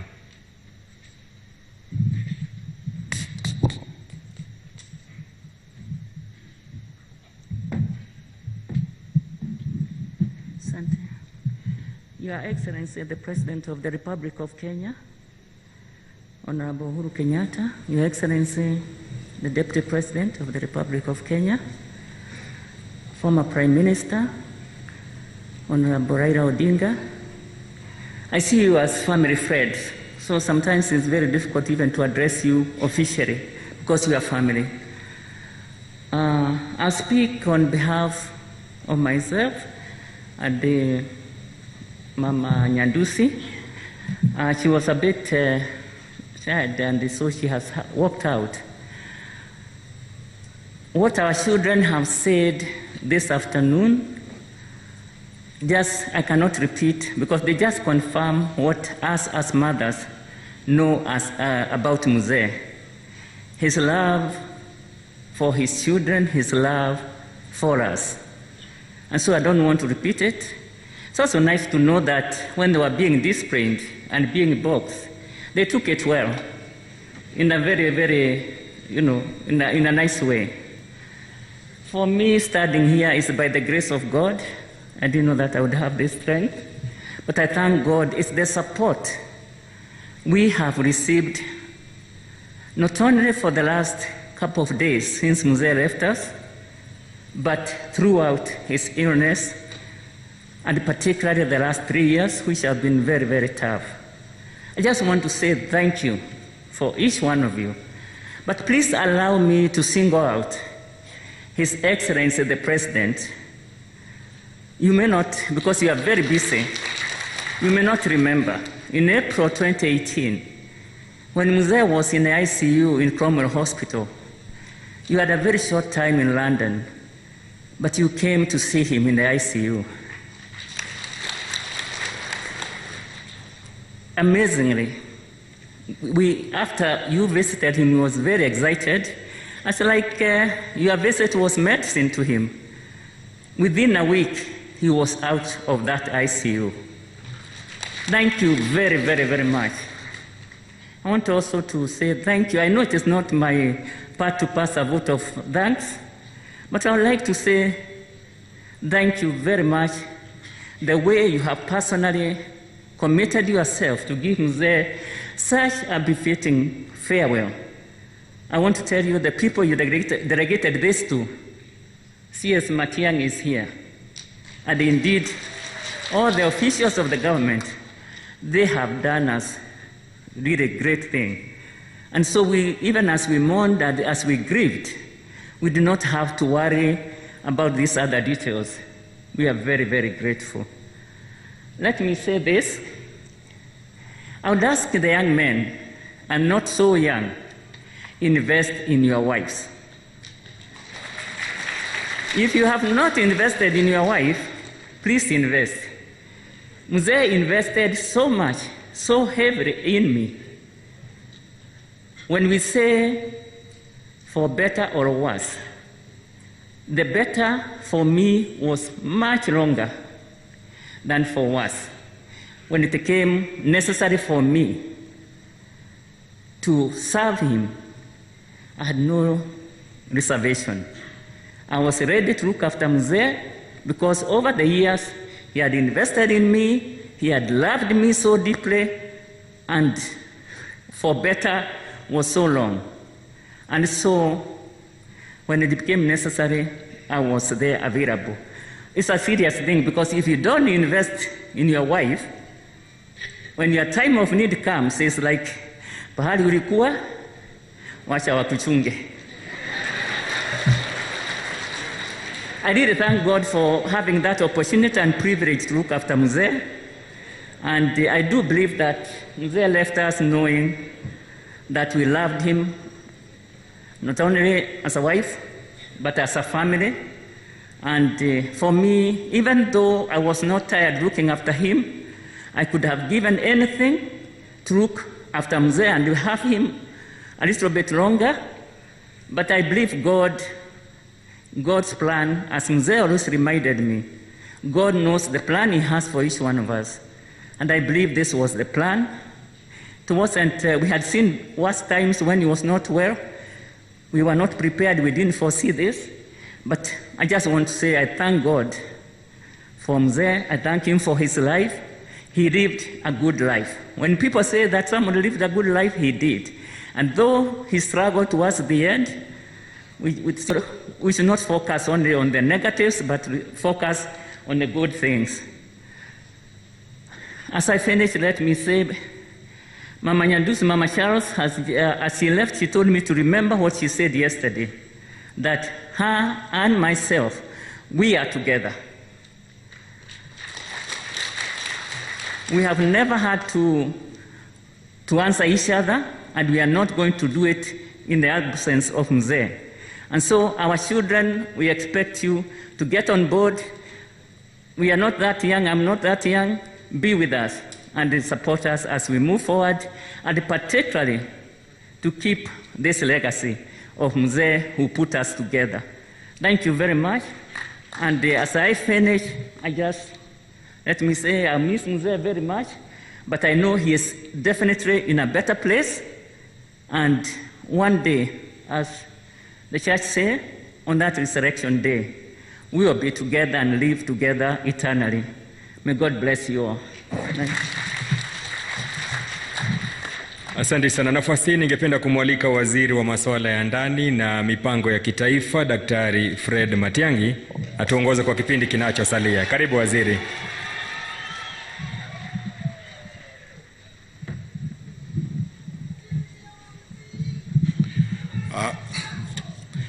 Your Excellency, the President of the Republic of Kenya and Commander-in-Chief of the Kenya Defense Forces, Your Excellency, the Deputy President, the honorable national leaders who are here, I am confronted with a very difficult situation, and I am going to be very frank with all of us.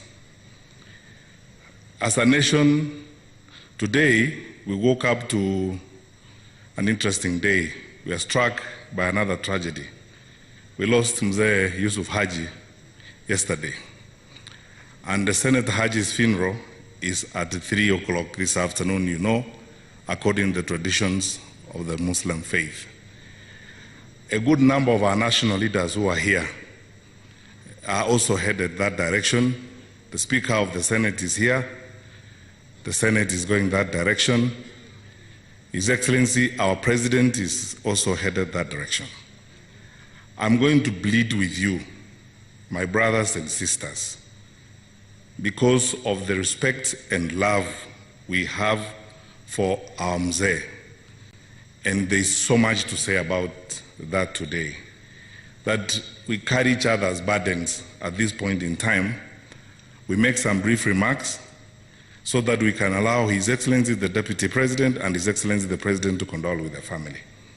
So at this point, with a lot of challenges, I am going to invite a few national leaders, but before then I will invite our governor to welcome us and speak on behalf of the leaders of Gusii, and introduce his colleagues who are here, fellow elected leaders and other governors, before I call upon a few national leaders to make some brief remarks before I turn it over to His Excellency the Deputy President. I believe in the circumstances we find ourselves, we will graciously carry each other's burdens. So, my brother, Governor James Ongwae.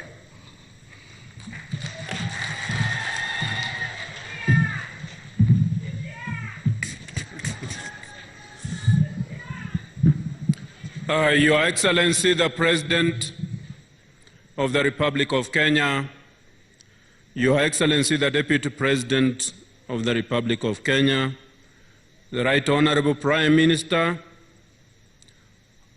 all the political leaders present, all the public servants present, my brothers and sisters from Gusii, both Kisii and Nyamira, and all Kenyans who have come here.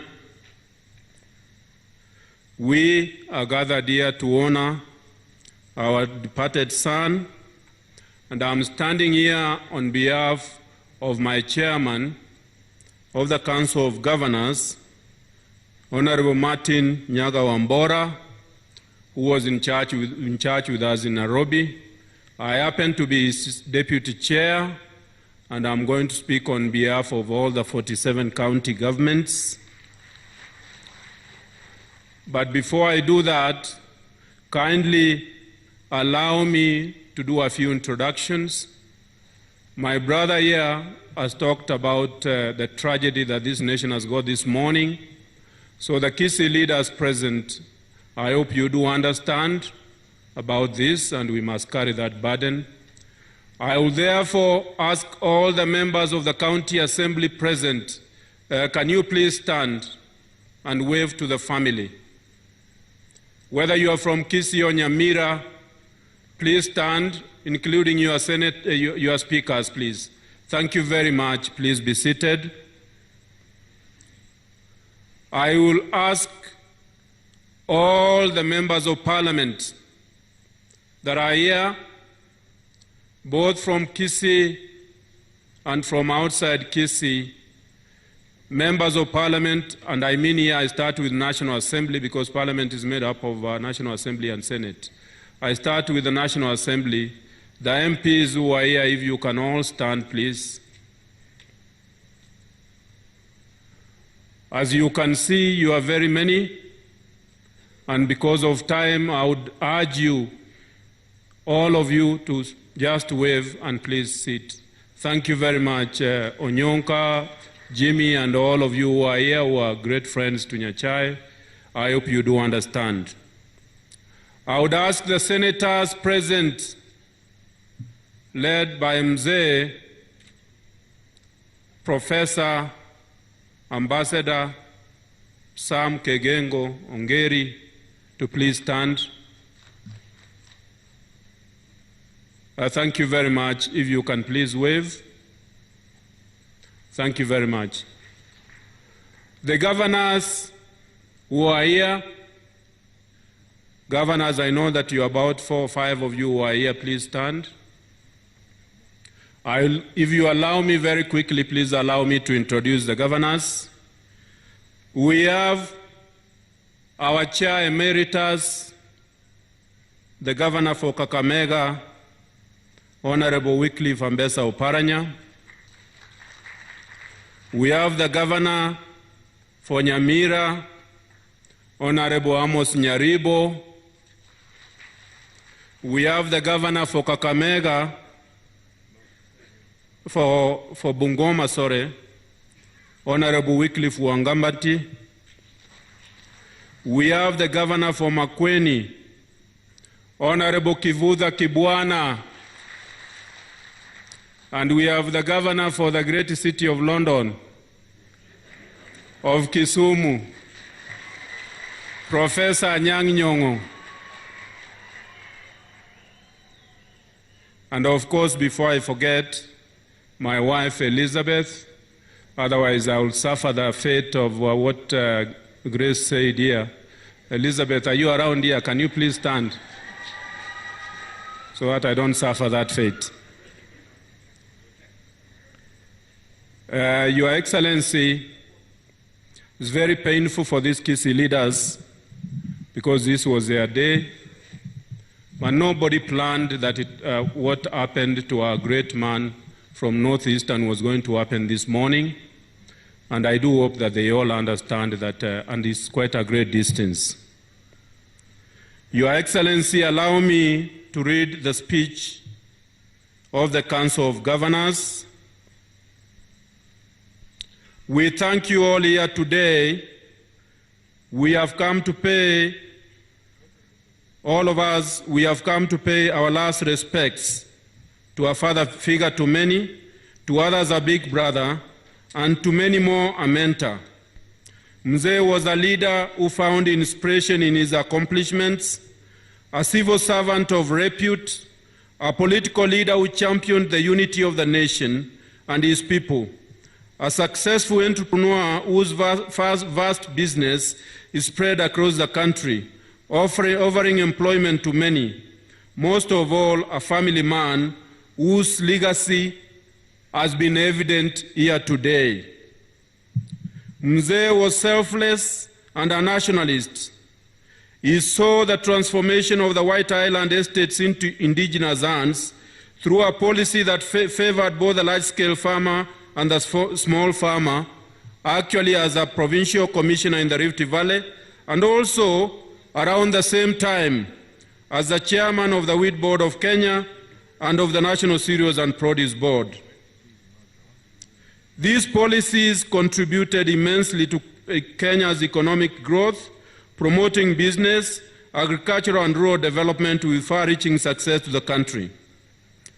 He personified loyalty and worked to support the interests of the presidency he served. Indeed, under the late President Moi's administration, he understood President Moi's desire for better distribution of resources to the regions. As the Chief Secretary, he worked with the Permanent Secretary in the Ministry of Planning to initiate the District Focus for Rural Development in the mid-80s through the policy, financial authority, and responsibility that was distributed to the district councils, which, as we all know, the policy of the District Focus for Rural Development. We take pride that the son of Musa Nyandusi, also a powerful colonial chief, set the pace for devolved governance, providing a framework to which our constitution is heavily borrowed. Indeed, in politics, he was known for his famous slogan, "Ford people watu wengi sana," a saying that displayed his art to accommodate people from all walks of life. Ladies and gentlemen, on behalf of the Council of Governors and all the 47 county governments, we are here to give Mzee a dignified send-off.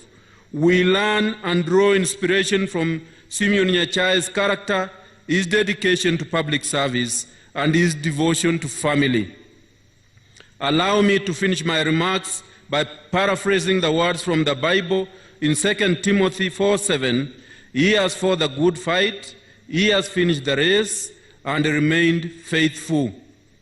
I extend a warm invitation, even with this problem, to all of you to take a moment after the burial to appreciate this land that produced this great son of Kenya, the land of Matoke, that embodies the ideals of Mzee, which Mzee stood for, that of hard work, resilience, and passion.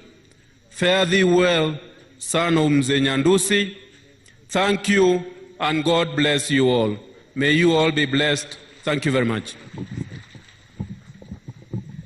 Thank you.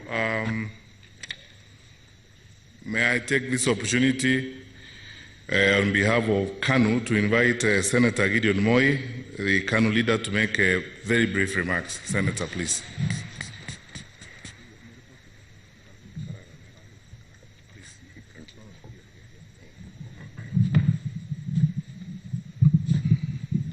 His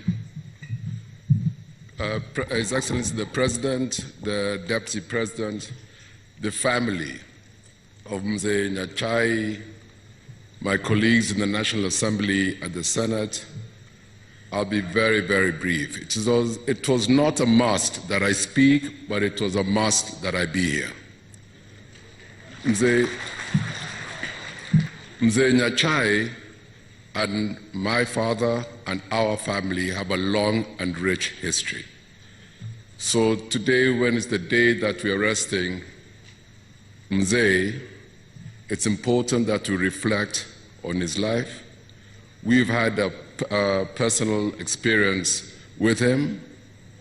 He was a man of great character, intelligent man, loyal man, determined man. We will miss him. And he was a loving father. I remember when he used to come home, what struck you was his sternness. I've heard that he was a disciplinarian, that he was, but his intelligence and his quiet intelligence and his loyalty. It's difficult nowadays to find people of that character. But ladies and gentlemen, there is something which I think if we have to learn from Mzee NYACHAE, is that to be successful, to reach the pinnacle of your career in personal and business, you do not have to steal. You do not have to cut shortcuts. If you have a doubt, look at his life. He reached the pinnacle by sheer hard work, determination, and intelligence. Simple as that. We salute him. Fare thee well, our great leader, our father. Sante. The Honorable Vice President Stephen Kalonzo Musyoka.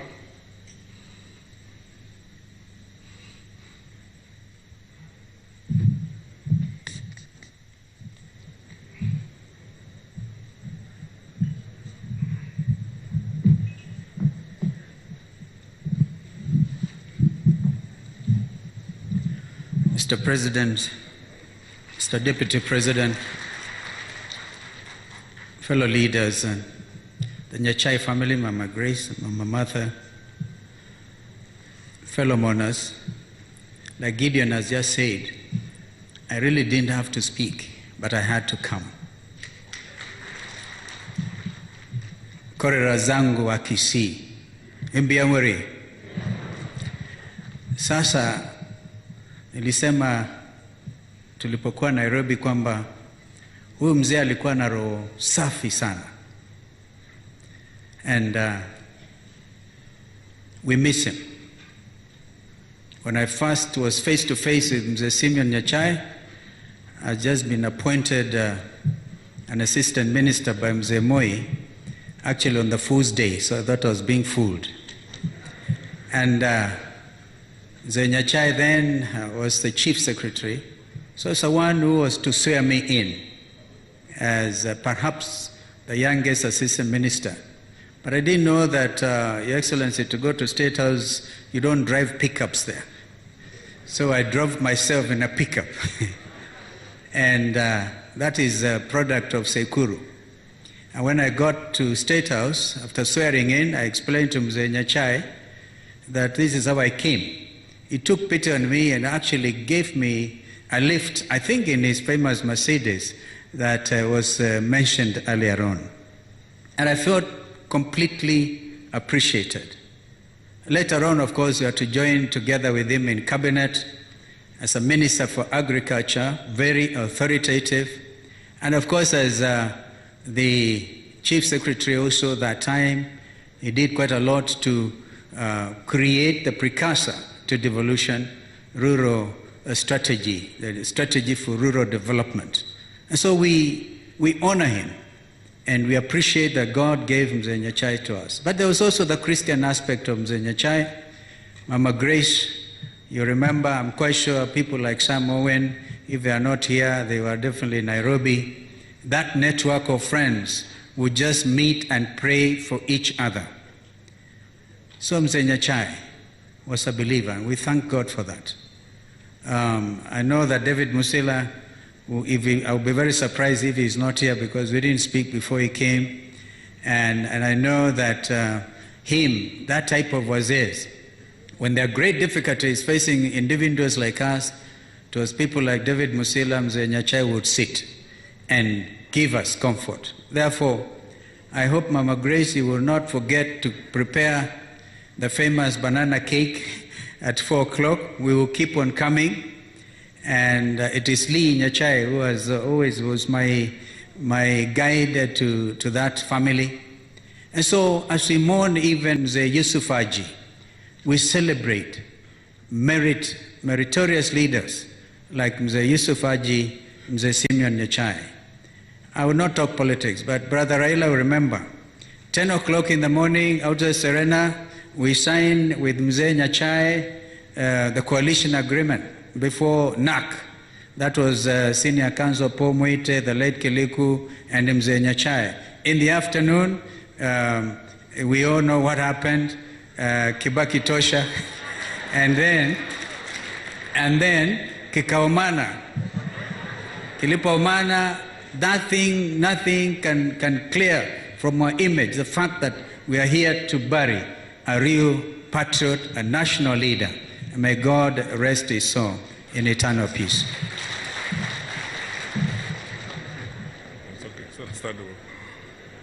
The Honorable Musalia Mudavadi.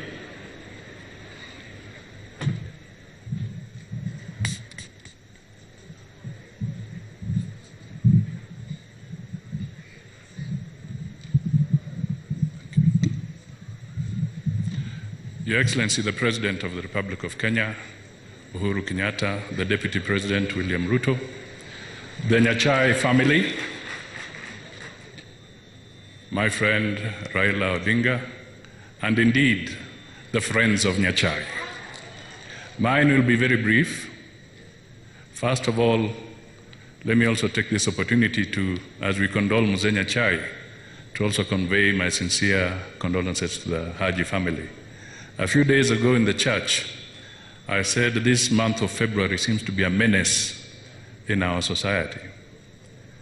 I did indicate that NYACHAE passed away on the 1st of February. His friend Mzee Moi died on the 4th of February. His other friend Mudavadi died on the 7th of February.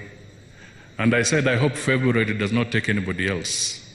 Little did we know that HAJI would also follow. But who was NYACHAE? A great public servant. He was a chief secretary, but he never proclaimed himself as the chief secretary. You felt it. You just felt it. Kuna watu wengine katika Kenya hii, he must remind you, mimi ni waziri, mimi ni governor, mimi ni PC, mimi ni nani. But this guy, he just moved and you felt it. In fact, the other day I said, this is a fellow whom ministers even called Sir. And it was rumored that when he was chief secretary and he called a PC or permanent secretary, even though he's not in that room with the PS or the PC, it is rumored that the PC would stand to speak to him on phone because he was not sure whether he's watching him.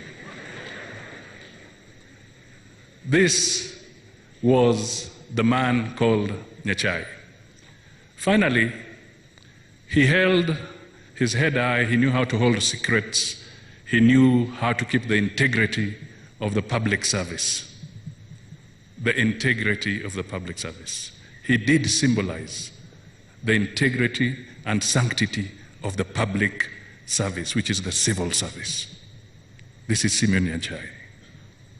My final parting word is that when I was Minister for Finance and he was Minister for Agriculture,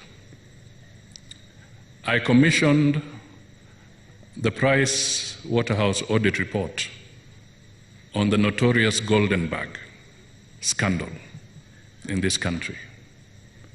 In that report, There were damning issues.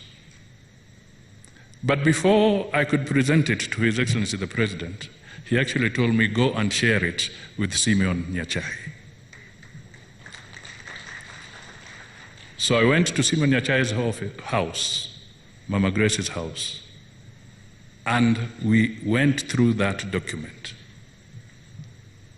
After that, I knew I had an ally.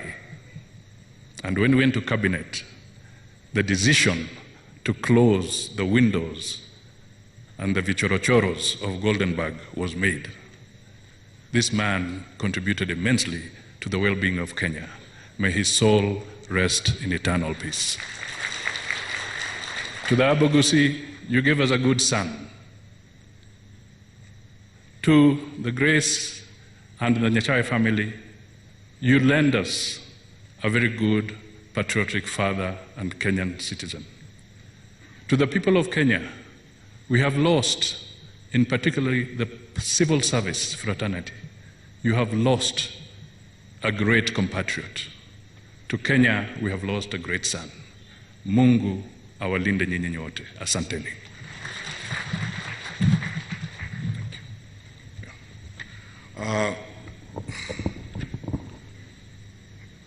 Your Excellency, with humility, may I invite former Prime Minister, the Right Honorable Raila Odinga, to make his remarks.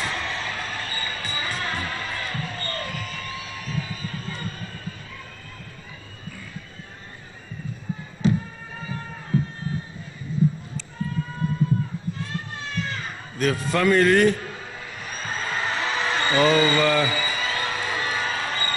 our friend Mzee NYACHAE, Excellency the President, all protocols observed. Abagusi Mbuyamuri, amjambo yote.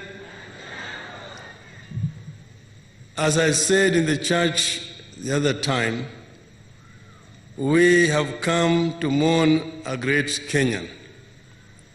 SIMEON NYACHAE, by all accounts, and everything that has been said about him, was a great Kenyan and a great human being. I explained that at the time the relationship between the late Musa Nyandusi's family and the family of Jaramogi Oginga Odinga. We are family, and I've explained how I first came to Nyosia in 1954 when I was a small boy, the home of the late Paramount Chief Musa Nyandusi. He was a great friend of Jaramogi, and therefore we are a family. I have had occasion to have long discussions with SIMEON, together with our late friend, the late Job Omino. And through those discussions, we shared a lot with NYACHAE. NYACHAE is somebody who was schooled in the tradition of the British civil service, which basically promotes excellency and correctness in service of the people. He served at a time when there was a transition from the colonial system of administration that we had inherited to ours. And that was the time when some of you may know the Ndegwa Commission report had been published, which has allowed civil servants to be engaged in business, private business. So whatever NYACHAE did at that time was fairly legal because it was allowed by the government at that time. It was not any kind of corrupt practice. Civil servants were officially allowed to engage in private practice, private businesses. But apart from that, NYACHAE excelled as an administrator and eventually as in the main civil service, as a permanent secretary, and finally as a cabinet minister. And as a cabinet minister, of course, a lot has been said already about him. Then when he resigned as a minister of finance, we were now with him in the back benches. And then when eventually we formed the Rainbow Coalition, the Rainbow Alliance, he had already started 4 people. Then we came together, 4 people and LDP, which had formed, and formed the National Rainbow Coalition. And the Rainbow Coalition then teamed up with NYACHE of Maya Kibaki, Malwa Kijana, and Charity Ngilu to form the National Rainbow Coalition, NAC. As Kalonzo has said, we had lengthy negotiations at Serena Hotel, courtesy Kalonzo, who was then Minister for Tourism, although he had resigned. And then I put the question, we want to come out of this meeting with 1 candidate, because Kanu was at Kasarani and knew that we were going to come out with Uhuru Kenyatta as a candidate. So I told them, let us agree that we can only have 1 candidate. As they announced their candidate there, we also announced ours here at Uhuru Park. Nobody was willing to budge. I said, I'm pulling out myself. Who follows me? Nobody was ready to follow me. And that's why when we went to Uhuru Park and I had the last word, I said, Kibaki Tosha. Of course, it did not go down well with my brother. But we later on discussed it. And I told him, you know, it was just going to be you and me. And it was not going to work because others were not going to come with us. And we became friends again. Eventually, we served in the same cabinet with Simon when he came in as a minister, first minister for energy in the same government. And we were working very closely together. I remember there's one time when I had a problem. We had this road called Kisii-Chemosit Road, which had not been constructed for a long time. Every election time, a contractor would be appointed. When elections are over, it would be withdrawn. So when I came as Minister for Roads, I put my my Chief Engineer Roads, the late Barnabas Ariga. And I told him, we appoint a contractor and I receive a progress report on a monthly basis. And it was done and completed, the branch to Onyamora town. When I came to Onyamora town, the people told me, we have a tarmac out to town. But for us to go to the provincial headquarters, you have to go all the way through Kisii, around the Yugis, back to Kisumu. Yet from here to center, just about 20 kilometers. So then I went to the cabinet memo, to the cabinets, because the contractor had agreed to maintain the same rates to do the 20 kilometers, Onyamora to center. Then when I presented this, it was opposed by other several ministers. But NYACHAE stood by me and said, Mr. President, it is always possible, it's always done in government. So long as the contractor agrees to maintain the same rates, it is first, it's going to be cheaper than if you have to go and re-advertise again. Kibaki had a lot of respect for NYACHAE. So he said, sawa sawa.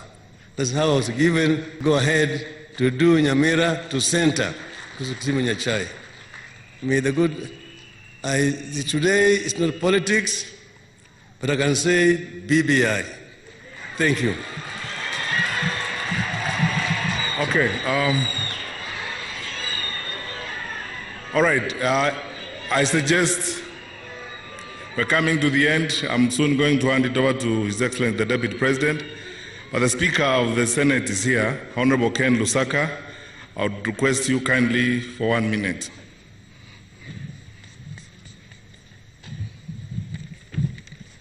Your Excellency the President of the Republic of Kenya, Your Excellency the Deputy President, former Prime Minister, distinguished mourners, abagusina abakwanire mbuya mure mwensi, mure no magoko.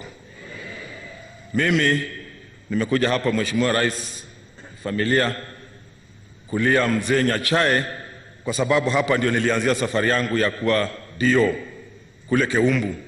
Nilikuwa dio wakati wa mzee NYACHAE. He had just come from the public service. Na hatukutreat yeye vizuri sana. Lakini siku moja nikaambiwa, despite all that, kwamba President Moi alikuwa anakuja breakfast kwake. Nikaona vitu vichenjanga, vitu imebadilika. Nikaenda kwake, akaniambia, young man, I know haukuwa wewe. I was a dio and I know where this was coming from. Kwa hivyo wewe fanya kazi yako, nimekusamea, but one thing that I want to advise you, kwamba in public service ukiwa dio, respect your seniors and you will go far. You can see where I have reached. I'm now the Speaker of the Senate, courtesy of the advice I got from the late Mzee Simon NYACHAE. For the people, family kama wakina Mike, Charles, we work together very well. May Mzee rest in peace, na tunajua hiyo ndio njia yetu, siku moja tutakuja kukutana. Asanteni sana. Now, Your Excellency, we have come to the end of this phase of the program. Before I invite the Deputy President, because as a matter of protocol, when His Excellency the President speaks, no one will speak after that. I would like to welcome Charles NYACHAE to speak on behalf of the family and move a vote of thanks before I invite the Deputy President to welcome the President. Charles.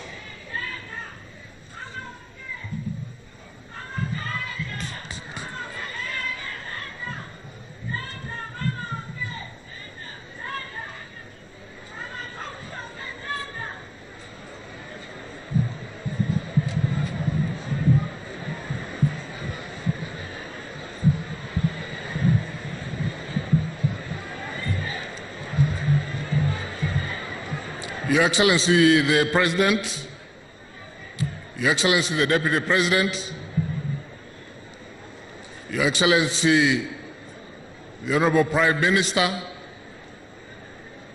viongozi wote ambao mmefika hapa siku ya leo, wale wote mmekuja kutufariji na kuwa nasi wakati tunasindikisha mzee wetu kwa safari hii ya mwisho. Naomba niwasalimie kwanza, hamjambo. Mintombi amore. Biamono gakina andenda abasabe asa maskanya manene. Asa maskanya manene. Twali wancha togendere programu yebunere. Bali mwale okwana ntuba igwete. Lakini tuanchire ekyara ni mayete na anako batebinde buna omwaka banchete na iruna mwamusigete kamoranche tigatokore programu ye asenjera maskani. Your Excellency, before I move a vote of thanks, allow me in just a few minutes to read a personal tribute to Dad. Dad, it is time to say goodbye. But then again, because we are people of faith, it is not a final goodbye. We believe that we shall be reunited before God's throne on that resurrection morning. Like the Apostle Paul in his second letter to Timothy, you have finished the race, you have fought the good fight, and you have kept the faith. And what a life it has been. I thank God for having given you to me as my father. From you, I have learned much. You taught us by example to accord respect and dignity to everybody, irrespective of their socioeconomic status. Courage has been one of your greatest virtues. You always courageously stood for what you believed in, even against all odds. I recall when I was chairperson of the Commission for the Implementation of the Constitution, many times doing my job properly required rubbing the establishment the wrong way. When this happened, and depending on the perspective of the person speaking, people would say, he is courageous like his father. Or they would say, huyu ana kichwa ngumu kama baba yake. Either way, I was proud to be associated to that virtue of yours. Dad, again by example, you taught us generosity. You always reminded us to acknowledge God's blessings, and you, in turn, shared those blessings widely. Time without number, I have met people who I didn't know previously, and they have said to me, without your father, I would not be what I am today. There is so much more, Dad, that I learned from you, values and virtues I observed throughout my life, and which I am sure my siblings will endeavor to emulate. Dad, in your last few years, you have struggled stoically with a deteriorating health situation. For me, it has been painful and traumatic to watch my strong, active, and independent father lose his strength, become largely inactive, and also become dependent. Even after over 2 years, it remained a major challenge for me to mentally reconcile with the sight of you on a wheelchair, your mobility severely compromised. Through this situation, however, God, in His infinite goodness, provided a unique opportunity for you and I. In that period, we had the opportunity to talk on a one-to-one many times. In these conversations, you told me many things. Indeed, you poured your heart out to me in a manner I would not previously have thought possible. I felt you speak to me, not just as your eldest son, but as a close and trusted friend. I will forever cherish that opportunity and experience.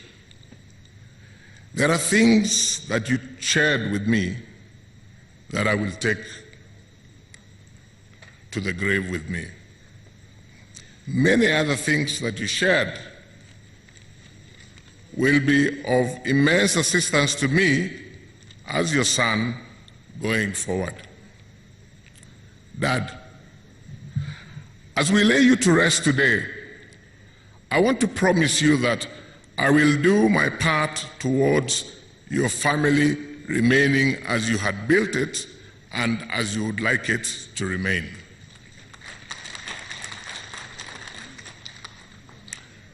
God chose to call you home on my birthday.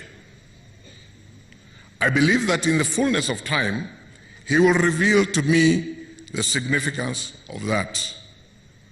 For the rest of my life, I will celebrate you and your life as I mark the birth that you gave to me. On that, your last day on earth, a few hours before you gave up the spirit, I stood beside your hospital bed with my wife Jane, and we prayed.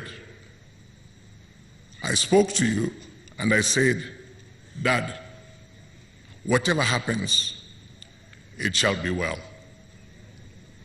Well now, Dad, it is well. Tata, it is well. Thank you.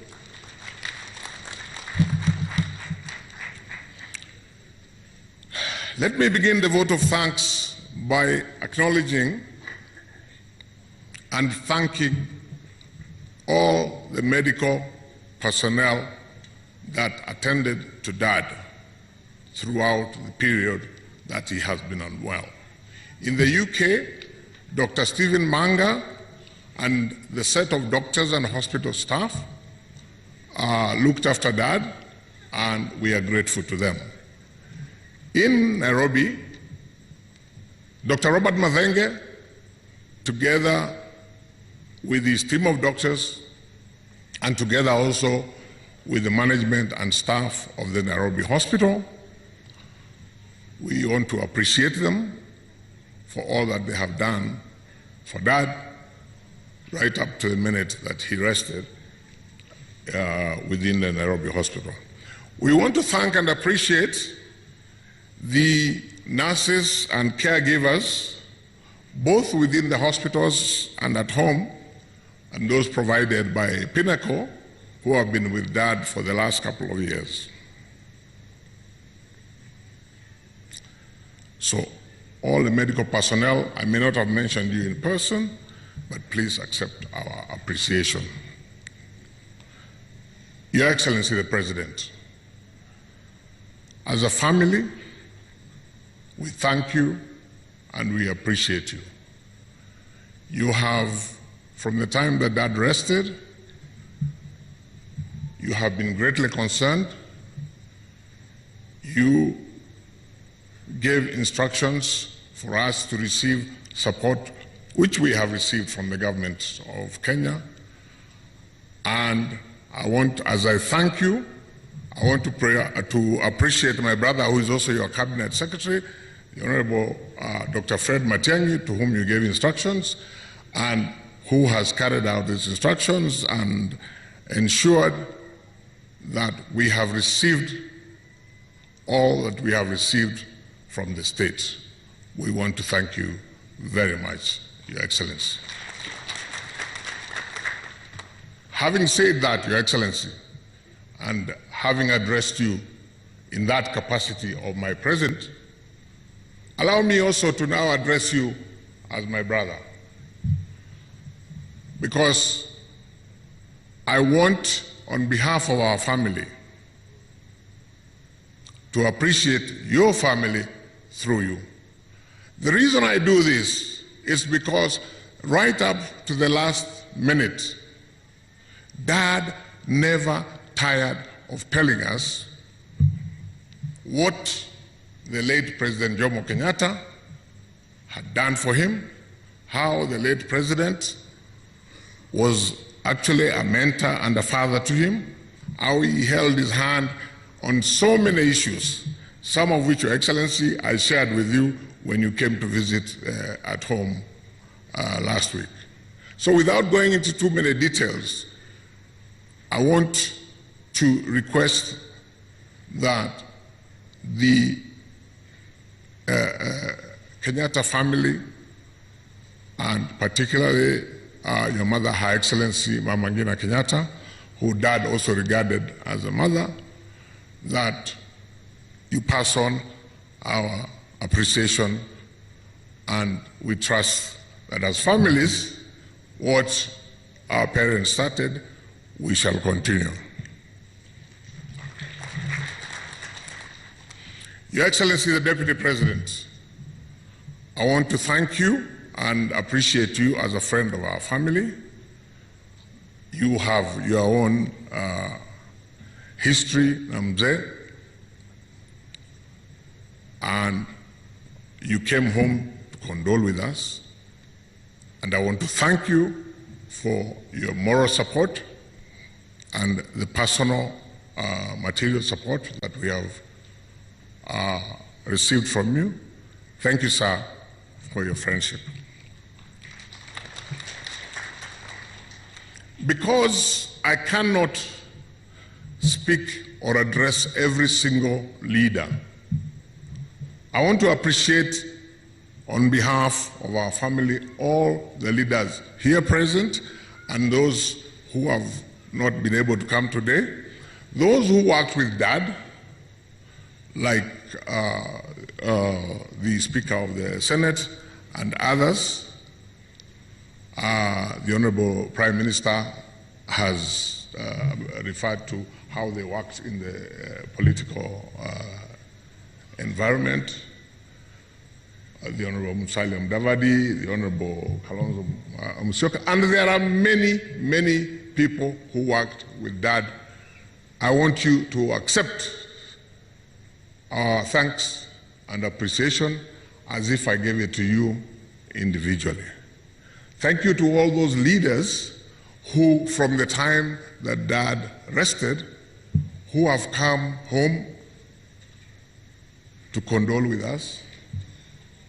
Thank you very much to the Gusii leaders, His Excellency the Governor of Kisii, Omoaka, Professor Ongeri, my senator, my Member of Parliament, the Honorable Richard Tongi, and basically all the Gusii members of Parliament and all those leaders. We want you to know that we thank you and we appreciate you for all the support that you have given us since this happened. We want to acknowledge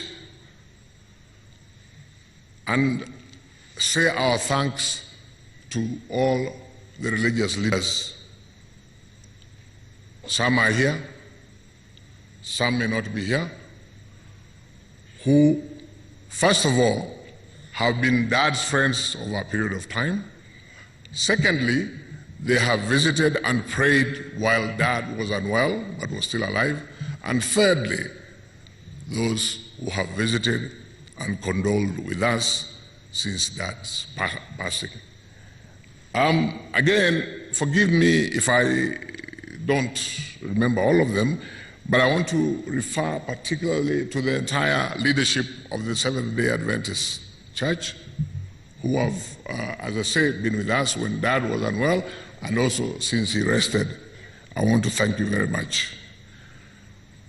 Your Grace, the Bishop of Kisii, I want to thank you for your prayers, for your support, and I know that among the people who are hurting most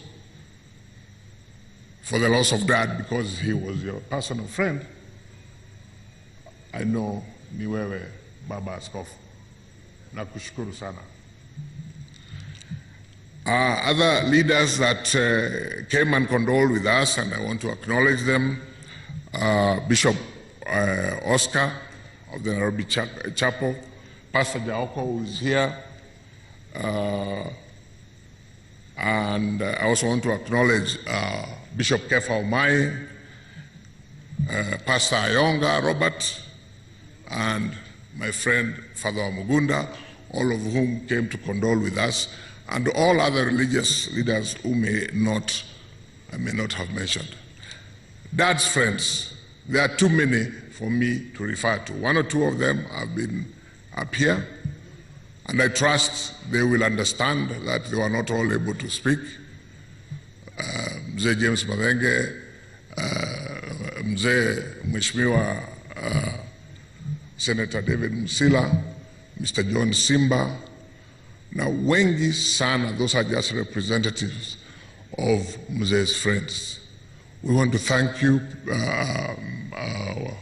Bill Mayaka, and many others. I better not start trying to name them. Thank you, and thank you again for your friendship to Dad, and thank you for rising to the occasion to be with us and to condole with us since this happened. I have been speaking on behalf of our family to those that I have mentioned. I want to now, as children of my late father, I want to address our mothers. And I want to address them in appreciating them. My mother, I think, has stepped out, but Mong'ina Grace is here on behalf of them. I want on behalf of us, your children, to thank you very much for having looked after Mzee, first of all these years. Because it is because our mothers looked after Dad and gave him an easy environment that he was able to bring us up. He was able to, that family time that was referred to was able to be a positive energy, and because of our mothers, we were able, despite us being a polygamous setup, we were able to be brought up as one family. So I appreciate our mothers. Mong'ina, Grace, let me appreciate you in a very specific way for the last 3 years that you have looked after Dad. It was a full-time job. It was a difficult job. With all his virtues, and there were many, even when his health was good, Dad was not an easy person to deal with. So you can imagine, he was already not an easy person, and when he's well, that is a virtue. You can now imagine when he is unwell, frustrated. So, Mong'ina, you have done an excellent job. We appreciate you, and I'm sure Dad, wherever he is, appreciates you. Nikienda kumaliza. Sorry.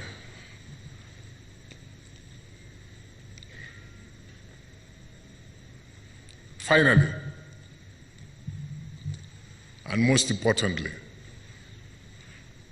we want to appreciate God Almighty.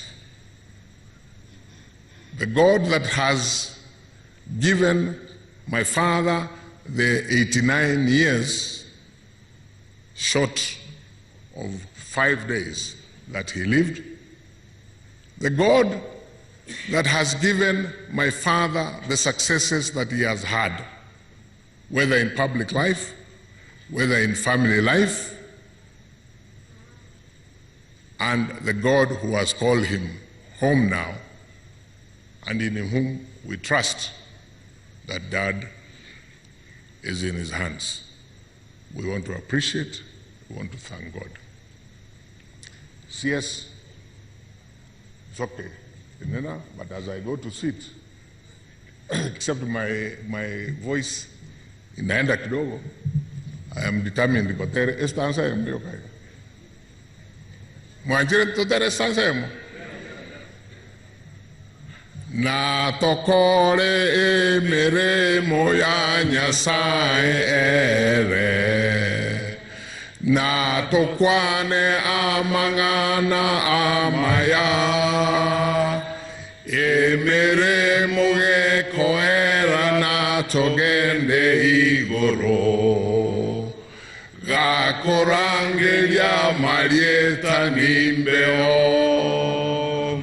Ga korangelia marieta. Ga korangelia marieta. Ga korangelia marieta. Ga korangelia marieta nimbeo. Nyasawa sasa mwenzi.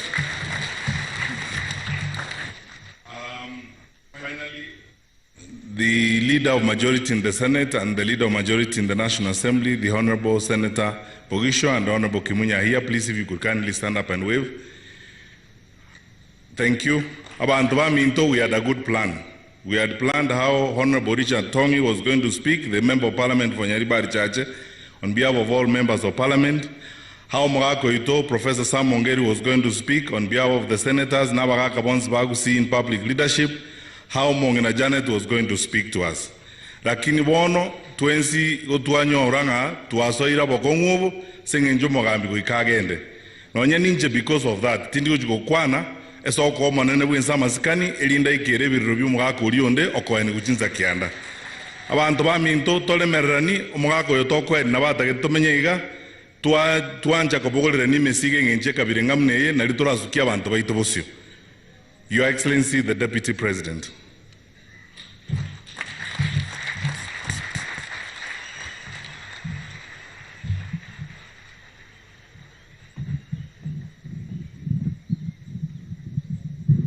Asante sana. Your Excellency, the President of the Republic of Kenya, the Honorable Uhuru Muigai Kenyatta, Mama Martha and Mama Grace, and the entire family of Mzee Simon NYACHAE, Your Graces, Bishop and pastors present, all my colleague leaders, na watu wote wa Kisii, abantu bami ntombo ya more, mbuyamore naende. Mheshimiwa Rais, mimi nitakuwa mfupi. Kwanza, naleta rambirambi za familia yangu na watoto kwa familia ya mzee baba wetu Simon NYACHAE. And as we mourn the departure of Mzee NYACHAE, we equally celebrate a great patriotic Kenyan, a consummate administrator and public servant, an astute businessman, a brave and courageous politician, and a loving, strict, but also forgiving father and father figure. Despite the differences in age between me and Mzee NYACHAE, as Charles has said, we had a relationship. And Michael, when he read Mzee's eulogy, he mentioned that Mzee was a very strict person.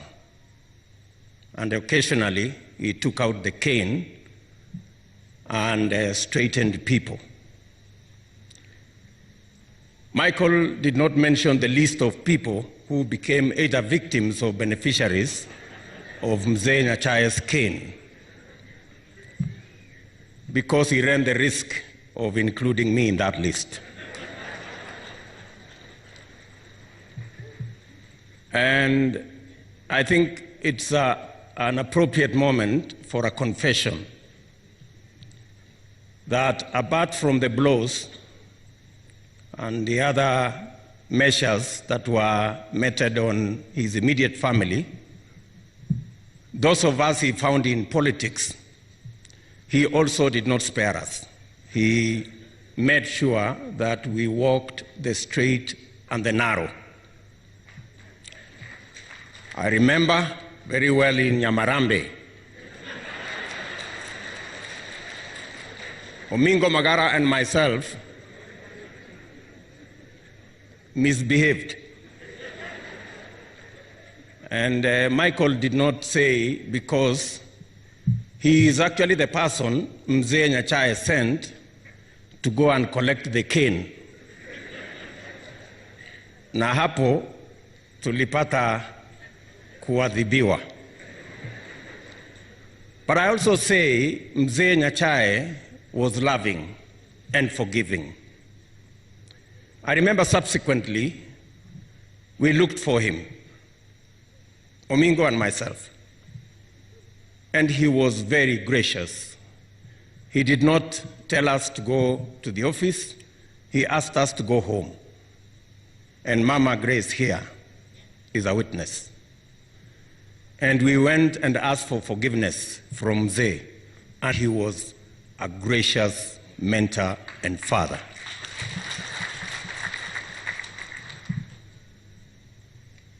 Subsequently, I remember again, we went, and Grace was again our host as we went to see Mzee NYACHAE with President Uhuru Kenyatta. That time in 2012, we had many problems. And Mzee NYACHAE gave us worthy counsel. And he encouraged us as a father figure. That is despite the fact that we hadn't supported him when he ran for president. But when we went to seek for his counsel and support, he graciously agreed to support President Uhuru Kenyatta. And we are eternally grateful to him and to his family. Finally, as Mzee NYACHAE rests, he speaks to us, and he speaks to us loudly. Looking at his life, he had the option of waiting to share what his father Mzee Nyandusi had. But he chose a different route, that instead of waiting to share what was there, he decided to create more. And that is why, with a humble posho mill, with a small bakery, he built a huge business empire that not only created opportunity, it created wealth, and it created jobs. And that is the lesson that Mzee NYACHAE in this casket is giving to us as the people of Kenya, that yes, we can wait to share, but it's much more important if we roll up our sleeves, tighten up our belts, pull up our socks, and create. Without further ado, it's now my very humble duty to request His Excellency, the President of the Republic of Kenya, to come and make his remarks. Your Excellency, sir.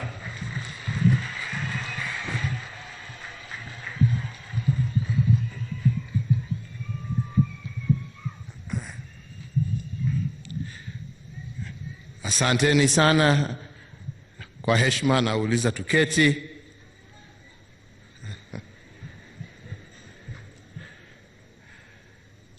Mama Martha, Mama Grace, jamii yote ya marehemu mzee wetu Simeon NYACHAE, wakiongozwa hapa na Charles, viongozi na waombolezaji wote ambao wamefika. Mimi niko hapa kwanza kama rais kutoa rambirambi zangu na kutoa rambirambi kwa familia kwa niaba ya mamilioni ya Wakenya ambao hawangekuwa pamoja nasi sisi wote hapa, kwa familia ya mwendazake mzee wetu, baba yetu Simeon NYACHAE. Ya pili, niko hapa kibinafsi kwa niaba yangu na kwa niaba ya familia yangu kuungana pamoja na familia ya mzee NYACHAE kuomboleza pamoja na wao na kuwaambia ya kwamba muko katika maombi yetu kama marafiki, kama jamii ambazo zimekuwa pamoja. Poleni kwa niaba yangu, poleni kwa niaba ya familia yangu, na mpokee hizo rambirambi kutoka kwetu.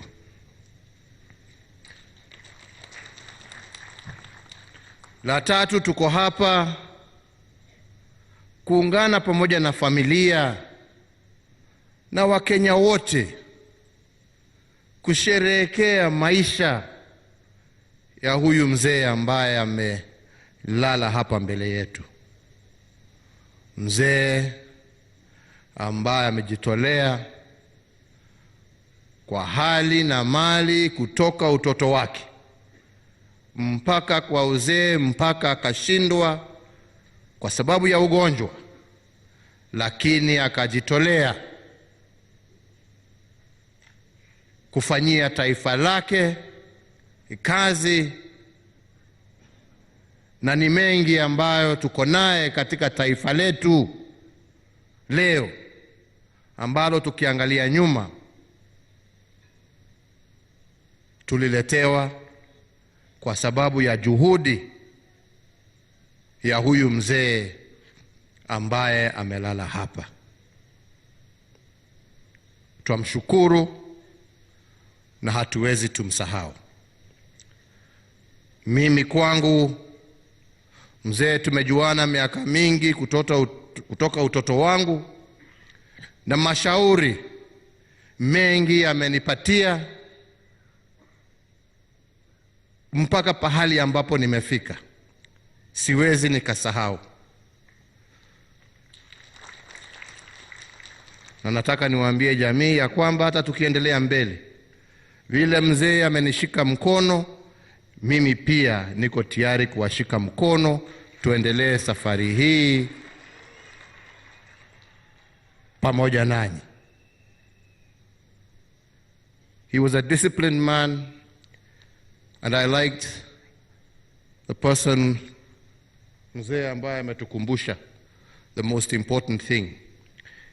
He was an honest man and a man of dignity. And without doubt, he was a disciplinarian. But not only in disciplining others, but the discipline within which he carried himself. What he expected of others is what he expected from himself. So it's not that he was out there saying, wewe fanya. What he was saying you do is how he lived his own life. And I think that is a very important message to take home. That we were not here to talk about somebody who used to talk at people and do the opposite. No. What he told us to do, he himself did. And that is the manner in which he lived his life. Kwa hivyo, siku ya leo mimi sio siku ya kunena. Ni siku ya kumshukuru Mwenyezi Mungu kwa maisha ya huyu mzee. Ni siku ya kushirikiana na familia, kuomboleza pamoja, kusimama pamoja nanyi na kuwaambia ya kwamba mko katika maombi yetu, na tutaendelea kushirikiana kwa mambo yote ambaye yatakuwa mbele yetu. Mbele ya nisome, kwa sababu ningependa tu kusoma kidogo hapa. Kuna kitu kimoja tu leo nimejifahamisha, na ni vizuri niseme, kwa sababu hata kama najuana sana sana na vijana wake wote, haswa wale ya marika yangu. Kuna moja wakati tulikuwa vijana, tulikuwa tunatembea huko na huku, anaitwa Ken, ako hapa. Na nilikuwa najiuliza siku hizo tukiwa vijana, huyu mtu mkienda pahali sasa mambo iwe moto kidogo huko, anachemuka haraka haraka, akishindwa na ya kusema ngumi zimekunjwa tayari. Lakini sasa najua hiyo mambo ilitokea wapi. Ni zile hapa kaa tulikuwa unagonga gongwa nyumbani, ndio ulikuwa unakuja kujaribu kutuletea. Sasa nimejua nimejua Lakini sasa tumetulia, tumezeeka jameni. Tumezeeka. So, fellow mourners, it is with immense grief and deep sense of personal sadness that I learned of the death of Mzee SIMEON NYACHAE. And in this moment of great loss and sorrow, my family and I convey our deepest condolences and words of encouragement to the family, relatives, and friends of the late Mzee NYACHAE. As we join all of you in mourning the passing of Mzee NYACHAE, we also join you in celebrating his accomplishments. The Honorable Mzee NYACHAE was a great son of Kenya, whose immeasurable contributions to the nation spanned many decades and inspired millions of Kenyans. In the passing of the Honorable NYACHAE, we are all deprived of his leadership, great passion, determination, and energy towards serving our country. And even in death, Mzee NYACHAE undoubtedly stands tall amongst dedicated patriots of this country. His service to Kenya was characterized by utmost integrity, rare zeal, unbridled commitment to duty, and a passionate candor that earned him accolades in 3 successive administrations. Mzee NYACHAE was a remarkable leader who motivated all those around him to be honorable, decisive, and accountable to the people they serve. Mzee served the people of Kenya with diligence and devotion in different capacities, including that of cabinet minister, chief secretary, legislator of consequence, prominent businessman. And Kenya is undoubtedly better off for having had Mzee NYACHAE, and his legacy is fundamentally entwined with the peace, prosperity, and democracy that all Kenyans enjoy today. At a personal level, I vividly recall many interactions with the late Mzee NYACHAE over the many years. Interactions with him as an elder, a mentor, a counselor, and a friend. Mzee NYACHAE always had a word of wisdom, advice, and encouragement for me, and his impact on my life shall never be lost, just as his vision of this country shall never be forgotten. Therefore, as we mourn the loss of this great son of Kenya, we pay tribute to his legacy, which I trust will be carried on for generations to come. Titans of history like the late Mzee NYACHAE only die a physical death, for in their legacy and the millions of lives they have made better, they enjoy immortality of the soul. Mzee NYACHAE will live on forever in our hearts, our minds, and memories, and in the history of a nation that is eternally grateful for his exemplary service. In his memory, and in consultation with the leadership of Kisii County, and to fortify our appreciation of this great son of Kenya, as a government, we have considered it fit to rename this stadium the SIMEON NYACHAE Stadium Kisii.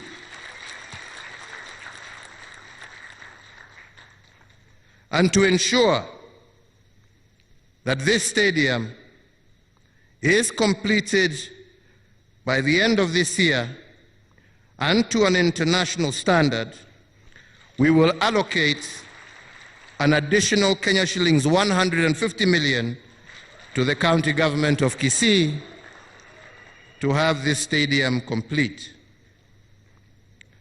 Further,